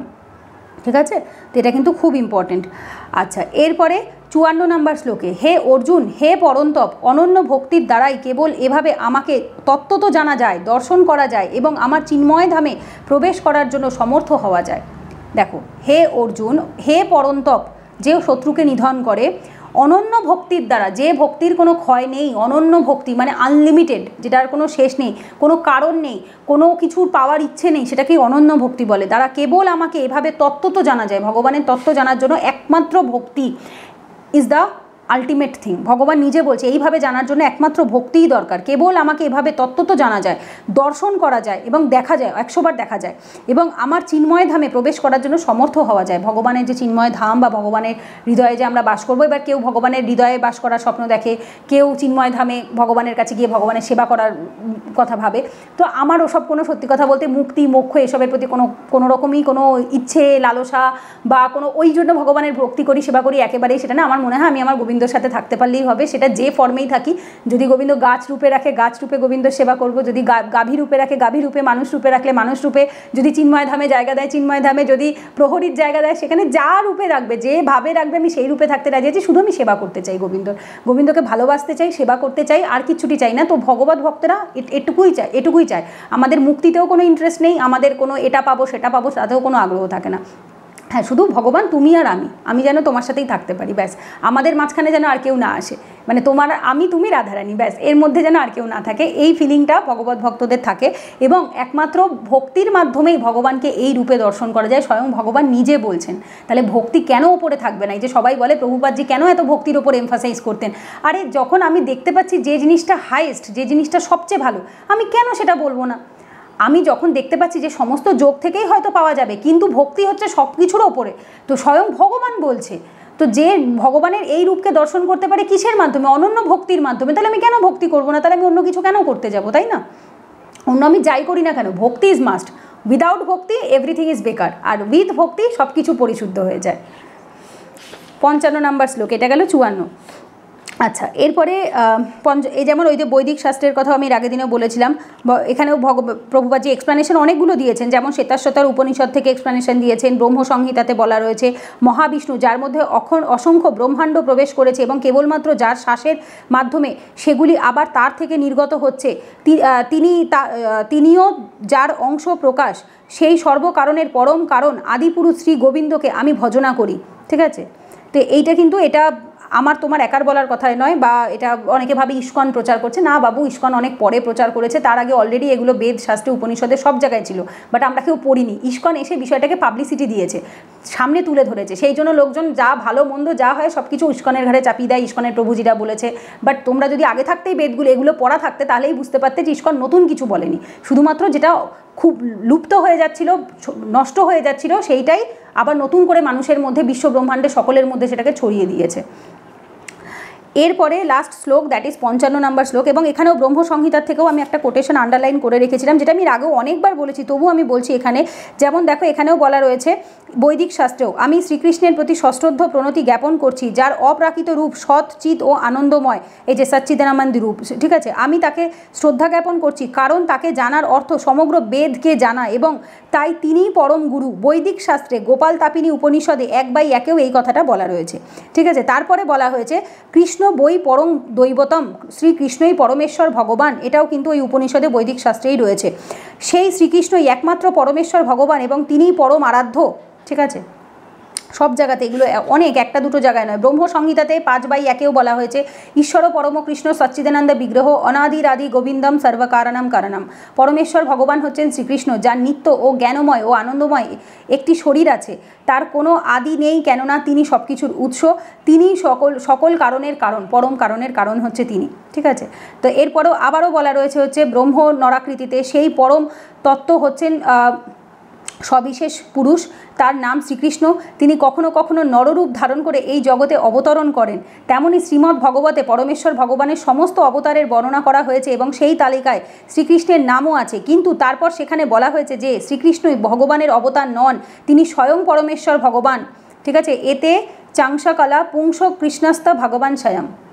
তো এগুলো একটা দুটো নয়, এরকম প্রচুর শাস্ত্র আছে, প্রচুর বই আছে, যেখান থেকে যারা মনে করে ভগবানের শ্রীকৃষ্ণ হচ্ছে ভগবানের অবতার, তিনি আংশিক, একেবারেই নয়, তিনি সব সময় সম্পূর্ণ, তিনি সম্পূর্ণ। ঠিক আছে, এটা ভগবানের ভক্তির থেকে আসে, এটা কেউ বলে শেখাতে পারে না। আমি এমন একজন মানুষ যে আগে কখনো ভক্তি কেন, আমি কোনো কিছুর সাথেই মানে গোবিন্দর সাথে কোনোভাবেই কানেক্টেড ছিলাম না, জানতাম না, কিছুই জানতাম না, মানে আমি তাকে কোনোদিনও অংশও ভাবিনি বা কোনোদিনও কিছুই ভাবিনি। যখন গোবিন্দ কৃপা করেছে তখন তাকে আমি সমস্ত সর্বজ্ঞানেই জানতে পেরেছি, যেটাতে আমার কোনো কৃতিত্ব নেই, সম্পূর্ণ ভগবান আমাকে কৃপা করেছে, তাই আমি অনুভব করতে পারি ভেতর থেকে। উপলব্ধ জ্ঞান যেটা ভগবান বলেছে উপলব্ধি করা যায়, তো এই উপলব্ধ জ্ঞানটা ভগবানের কৃপাতে আসে, এটা আমাদের এতটা ক্ষমতা থাকে না যে আমরা সেটা বুঝতে পারবো। লাস্ট শ্লোক, 55 নম্বর শ্লোক, হে পাণ্ডব, যিনি ভক্তিযুক্ত হয়ে আমার সেবা করেন, আমার প্রতি নিষ্ঠাপরায়ণ, আমার ভক্ত, জড় বিষয়ে আসক্তি রহিত এবং সমস্ত প্রাণীর প্রতি শত্রু ভাব রহিত, তিনি অবশ্যই আমাকে লাভ করেন। তাহলে ভগবান নিজেই বলছেন, এরপর ভক্তিযোগে ভগবান খুব ডিটেলেই বলেছেন তার কেমন ভক্ত পছন্দ, কিন্তু এখানেও ভগবান বলছে হে পাণ্ডব, যিনি ভক্তিযুক্ত হয়ে আমার সেবা করেন, ভক্তি দিয়ে ভগবানের সেবা করে, আমার প্রতি নিষ্ঠাপরায়ণ, তার সমস্ত একনিষ্ঠতা কার প্রতি? ভগবানের প্রতিই রয়েছে, আমার ভক্ত, ভগবানেরই ভক্ত, জড় বিষয়ে আসক্তি রহিত, তার কোনো জড় বিষয়ের প্রতি কোনো আসক্তি, লোভ, মোহ, মায়া কিচ্ছু নেই। রহিত মানে উইদাউট, যেটা ছাড়া, ঠিক আছে। এবং সমস্ত প্রাণীর প্রতি শত্রু ভাব রহিত, সমস্ত প্রাণীর প্রতি বন্ধু ভাবাপন্ন। শত্রু ভাব রহিতের মানেই হচ্ছে বন্ধু ভাবাপন্ন, যে সমস্ত জীবে দয়া করে, জীবে নন ভায়োলেন্স, অহিংসা পালন করে, সমস্ত জীবের কাউকে শত্রু বলে মনে করে না, কারোর কোনো কখনো খারাপ করে না, সমস্ত জীবের প্রতি যার ভালোবাসা থাকে, বন্ধু ভাবাপন্ন যার থাকে, সমস্ত প্রাণীর প্রতি, সমস্ত প্রাণী, শুধু মানুষ বলেনি, হ্যাঁ শুধু মানুষ নয়, সমস্ত প্রাণী, যাদের প্রাণ আছে সমস্ত প্রাণীর প্রতি শত্রু ভাব রহিত, তিনি অবশ্যই আমাকে লাভ করেন, তিনি অবশ্যই ভগবানকে লাভ করেন। তো ভগবানকে লাভ করার মাধ্যম ভগবান স্বয়ং নিজে বলে দিয়েছে, ভগবানের সেবা করা, ভগবানের প্রতি একনিষ্ঠ হয়ে থাকা, ভগবানের ভক্ত। গর্বের সাথে বলো না, আমার তো মনে হয় আমার লাইফে এমন কিছু নেই যেটা আমি গর্বের সাথে বলতে পারি যে খুব ভালো হাজব্যান্ড, খুব ভালো মা, খুব ভালো বাড়ি, খুব ভালো চাকরি, এরকম কিচ্ছু নেই, বা এমন কিছু বলবো না যেটা আমি এটা সত্যি গর্বের সাথে বলি। যেটা আমি একটা জিনিসই গর্বের সাথে বলি, আমি বৈষ্ণবী, আমি কৃষ্ণ ভক্ত, এটাই আমার কাছে গর্বের বিষয়। আমি গর্বের সাথে বলি আমি ভগবানের ভক্ত, এই বিষয়টুকুতেই আমার একটু গর্ব অনুভব হয় যে না, আলটিমেটলি ভগবান আমার উপর কৃপা করেছে, যে জীবনে সব জায়গায় ব্যর্থ হলেও আলটিমেটলি আমি এই একটা জায়গায় অন্তত সাকসেসফুল, যে আমাকে গোবিন্দ কৃপা করেছে। তো এই বিষয়টা গোবিন্দর ভক্ত হিসাবে নিজেকে গর্বিত মনে করতে হয়, বা এটা আমার পরম শক্তি, মানে ভগবান আমার ভেতরে রয়েছে, বা ভগবান আমাকে গাইড করছে, আমাকে পথ দেখাচ্ছে, আমি তার কৃপা পেয়েছি, আমি তার ভক্ত হতে পেরেছি, এই পরিচয়টুকু দিতে পারছি, এটাই একটা পরম শান্তির জায়গা। জড় বিষয়ে আসক্তি, কোনো বিষয়ে কোনো কিছুর প্রতি লোভ মোহ থাকবে না, এবং সমস্ত প্রাণীকেই সে বন্ধু চোখে বা কাউকে শত্রু রূপে দেখবে না, কারোর প্রতি কোনো রকম তার দেশ থাকবে না, হিংসাত্মক মানসিকতা থাকবে না, হিংসাত্মক কাজ সে করবে না, ঠিক আছে। তিনি অবশ্যই ভগবানকে লাভ করে 100 বার। এবং ভগবান যখন বলছেন তখন এরপর আর এর ওপর প্রশ্ন তোলে কার সাধ্য আছে, কারণ নেই। তো সুতরাং অবশ্যই আমরা সেই পন্থাটাই অবলম্বন করব। এবং সবথেকে বড় ব্যাপার, অনেকে কমেন্টে লেখে, আমি লাস্ট আজকে একটু আলোচনা করে দিচ্ছি, আমার এইগুলোর ওপর না ডেডিকেটেড ভিডিও বানাতে আমার বড্ড বেশি বাজে লাগে, তো তার জন্য আমি করি না। অনেকে বলে যে প্রভুপাদ যে এই লিখেছেন ওই লিখেছেন, ইস্কন এই বলে সেই বলে। বেসিক্যালি বাবু দেখো, যেটা মানার, তো যার মানার হবে সে নিজে মানবে, আর যার ভেতর থেকে আসবে না সে মানবে না, ঠিক আছে। তো এই যে আমার ভেতর থেকে যেটা আসে সেটা গোবিন্দর কৃপায় এসছে। আমি অনুভব করি যে প্রভুপাদ যে একটা কথাও ভুল লেখেননি, ভুল বলেননি, that's why I follow ISKCON. আমি ইস্কনকে ফলো করি এই কারণে, কারণ আমার কাছে ওই একমাত্র গোবিন্দই সব কিছু, গোবিন্দর ওপরে কিছু নেই, গোবিন্দর শেষে কিছু নেই, মানে কোথাওই কিছু নেই। অ্যাকচুয়ালি ওই সেই অর্জুন যেমন সেই পাখির চোখ দেখেছিল না, যে যখন অর্জুনকে জিজ্ঞেস করেছিল দ্রোণাচার্য যে তুমি কী দেখতে পাচ্ছ, পাখির চোখ, তো আমার কাছে ওই পাখির চোখ হচ্ছে গোবিন্দ, ব্যাস ওইটুকুই আমার লক্ষ্য, এর থেকে বেশি আর কিছু নেই। তো দ্যাটস ওয়াই আমার কাছে মনে হয় প্রভুপাদজি যা লিখেছে, যা বলেছে একদম ঠিক বলেছে, কারণ তিনি প্রত্যেকটা জায়গায় শাস্ত্রের রেফারেন্স দিয়েছে, এবং আমার ভেতর থেকে উপলব্ধ জ্ঞান, যেটা ভগবানের কৃপাতেই এসছে, যেটা আমি বুঝেছি ছোটো থেকে। বাবাও বাড়িতে যেহেতু আমাদের নারায়ণ শিলা আছে, ভগবানের পুজো হয়, বাবার মুখ থেকেও টুকটাক কিছু না কিছু শিখেছি, শুনেছি, মায়ের কাছ থেকেও শুনেছি যে নারায়ণের ওপরে কেউ নেই, নারায়ণই সব কিছু শেষ, নারায়ণ না থাকলে পরে ব্রাহ্মণই নয়, মানুষ মানুষই নয়। এগুলো আমি অলরেডি ছোটো থেকে মায়ের কাছ থেকে, বাবার কাছ থেকে শুনেছি, শিখেছি। তো যার জন্য এরকম নয় যে জিনিসটা আমার কাছে নতুন, বা প্রভুপাদজির কাছ থেকে আমি এগুলো ইস্কনের বই পড়েই প্রথম জানছি, বিষয়টা এরকম নয়, আগে থাকতেই জানতাম। তো দ্যাটস ওয়াই অনেকে, যাদের পছন্দ হয় না বা যাদের ভালো লাগে না, গো ফর ইট। কেউ ডেমোক্রেসিতে বাস করি, কেউ কাউকে জোর করে না যে তুমি কোন সম্প্রদায় জয়েন করবে, তুমি কি ভক্তি পালন করবে, তুমি ভক্তি পথে যাবে। কেন প্রভুপাদজি বারবার ভক্তির উপর এমফাসাইজ করেছে, করো না ভক্তি। তোমার যদি মনে হয় তুমি ভক্তি করবে না, করো না, তো সেটার ফল তুমি ভোগ করবে, থোড়ি অন্য লোকে ভোগ করবে। তাই অন্য লোক যখন সেটা পালন করছে, সেটার পথে কেন বাধা হয়ে দাঁড়াচ্ছ? সেখানে কমেন্ট সেকশানে এসে কেন নিজেদের মনের অ্যাগ্রেসিভনেসটাকে ফুটিয়ে তুলছে আমি জানি না। এটা সম্পূর্ণ যার যার নিজের ব্যক্তিগত চয়েস, সে কোন ভগবানকে মানবে, সে ভগবানের কোন রূপের উপাসনা করবে, দেবদেবীদের উপাসনা করবে না ভগবানকে করবে, that is totally up to them, তাদের চয়েস, ঠিক আছে। এখানে কেউ কাউকে ফোর্স করে না, কেউ কারোরটাকে চাপিয়েও দিতে পারে না। আর কেন সে করেছে, কে, মানে এত বৈষ্ণবের ভুল ধরার ক্ষমতা, এত সুযোগ, সময় আমার হাতে কোনোটাই নেই। না প্রভুপাদজির ভুল ধরার সময় আছে, না শিব ঠাকুরের ভুল ধরার সময় আছে, না অন্যান্য দেবদেবীদের ভুল ধরার সময় আছে, না ওই দেবদেবী ভার্সেস ভগবানের কন্ট্রোভার্সিতে জড়াবার আমার হাতে সময় আছে। আমার হাতে এত কিছু করার, কোনো কিছু করারই সময় নেই। এমনকি তোমরা এত ভালোবাসা দাও, সেই কমেন্টগুলো পড়ারও টাইম পাই না, এত ব্যস্ততা থাকে যে সেই ওই প্রথম 5 ঘন্টার মধ্যে 10 ঘন্টার মধ্যে যে কমেন্ট আসে ওইটুকুই দেখতে পারি, তারপরে আর সেই ভিডিও খুলে আর কমেন্টও চেক করার সময় পাই না। তো সেক্ষেত্রে ওই সমস্ত কন্ট্রোভার্সিতে অনেকে বলে কমেন্টে আমাকে লেখে এই টপিকে ভিডিও বানান, ওই টপিকে ভিডিও বানান, আই জাস্ট অ্যাভয়েড ইট। একদম to be honest, I just avoid it, because আমি যখন এটা মন থেকে বিশ্বাস করছি তখন সেই টপিকটাকে নিয়ে আলোচনা করে আমার বেকার জলঘোলা করার কোনো মানেই হয় না, ঠিক আছে। তো সুতরাং ব্যাস, যে যার বিশ্বাস নিয়ে থাকো, যে যার ভক্তি নিয়ে থাকো, যে যেটা করছে তাকে সেটা করতে দাও। কেউ কারোর ভক্তির পথে বাধা হয়ে দাঁড়িও না, কেউ কারোর কর্মযোগ, ধ্যানযোগ, জ্ঞানযোগ কোনো পথেই বাধা হয়ে দাঁড়িও না। যার উপর ভগবানের কৃপা হবে, যার উপর যার সঠিক সময় আসবে, ভগবান নিজেই বুঝিয়ে দেবে। তুমি আমি 100 বার বলেও বোঝাতে পারবো না, প্রভুপাদজি বোঝাতে পারেননি, ঠিক আছে, শ্রী চৈতন্য মহাপ্রভু বোঝাতে পারেননি, তাদের মহাপ্রভুর দেখানো পথে লোকজন হাঁটছে না, তাহলে এর থেকে যখন স্বয়ং নিজে এসে ভগবান শ্রীকৃষ্ণ মহাপ্রভু রূপে এসে দেখিয়ে গেলেন, রাধারানী আর শ্রীকৃষ্ণের মিলিত অবতারে মহাপ্রভু এসে দেখিয়ে গেলেন যে আরে এটা করতে হবে, এবার তো তোরা শেখ, তাও যখন মানুষ শিখছে না, তার মানে এরা শিখবে না, তো তাদের উপর ভগবানের এখনও কৃপা আসেনি। কৃপা যখন আসবে তারা এমনিই শিখবে, তোমার আমার বলতে হবে না, ঠিক আছে। তো আমার ওপরও তো আমি তো আশেপাশে কত কিছুই দেখেছি, বাট আমি থোড়েই শিখেছি, যতদিন না গোবিন্দ কৃপা করেছে ততদিন অবধি কেউ পারে না। তো যাই হোক, এটাই বলবো, শুধু শুধু নিজেদের মধ্যে ঝগড়া অশান্তি এগুলো না করার থেকে যে যার কর্ম করছো, যে যার ভক্তি করছো করো, যে যেটা করে শান্তি পায় সে সেটাই করুক, ব্যাস।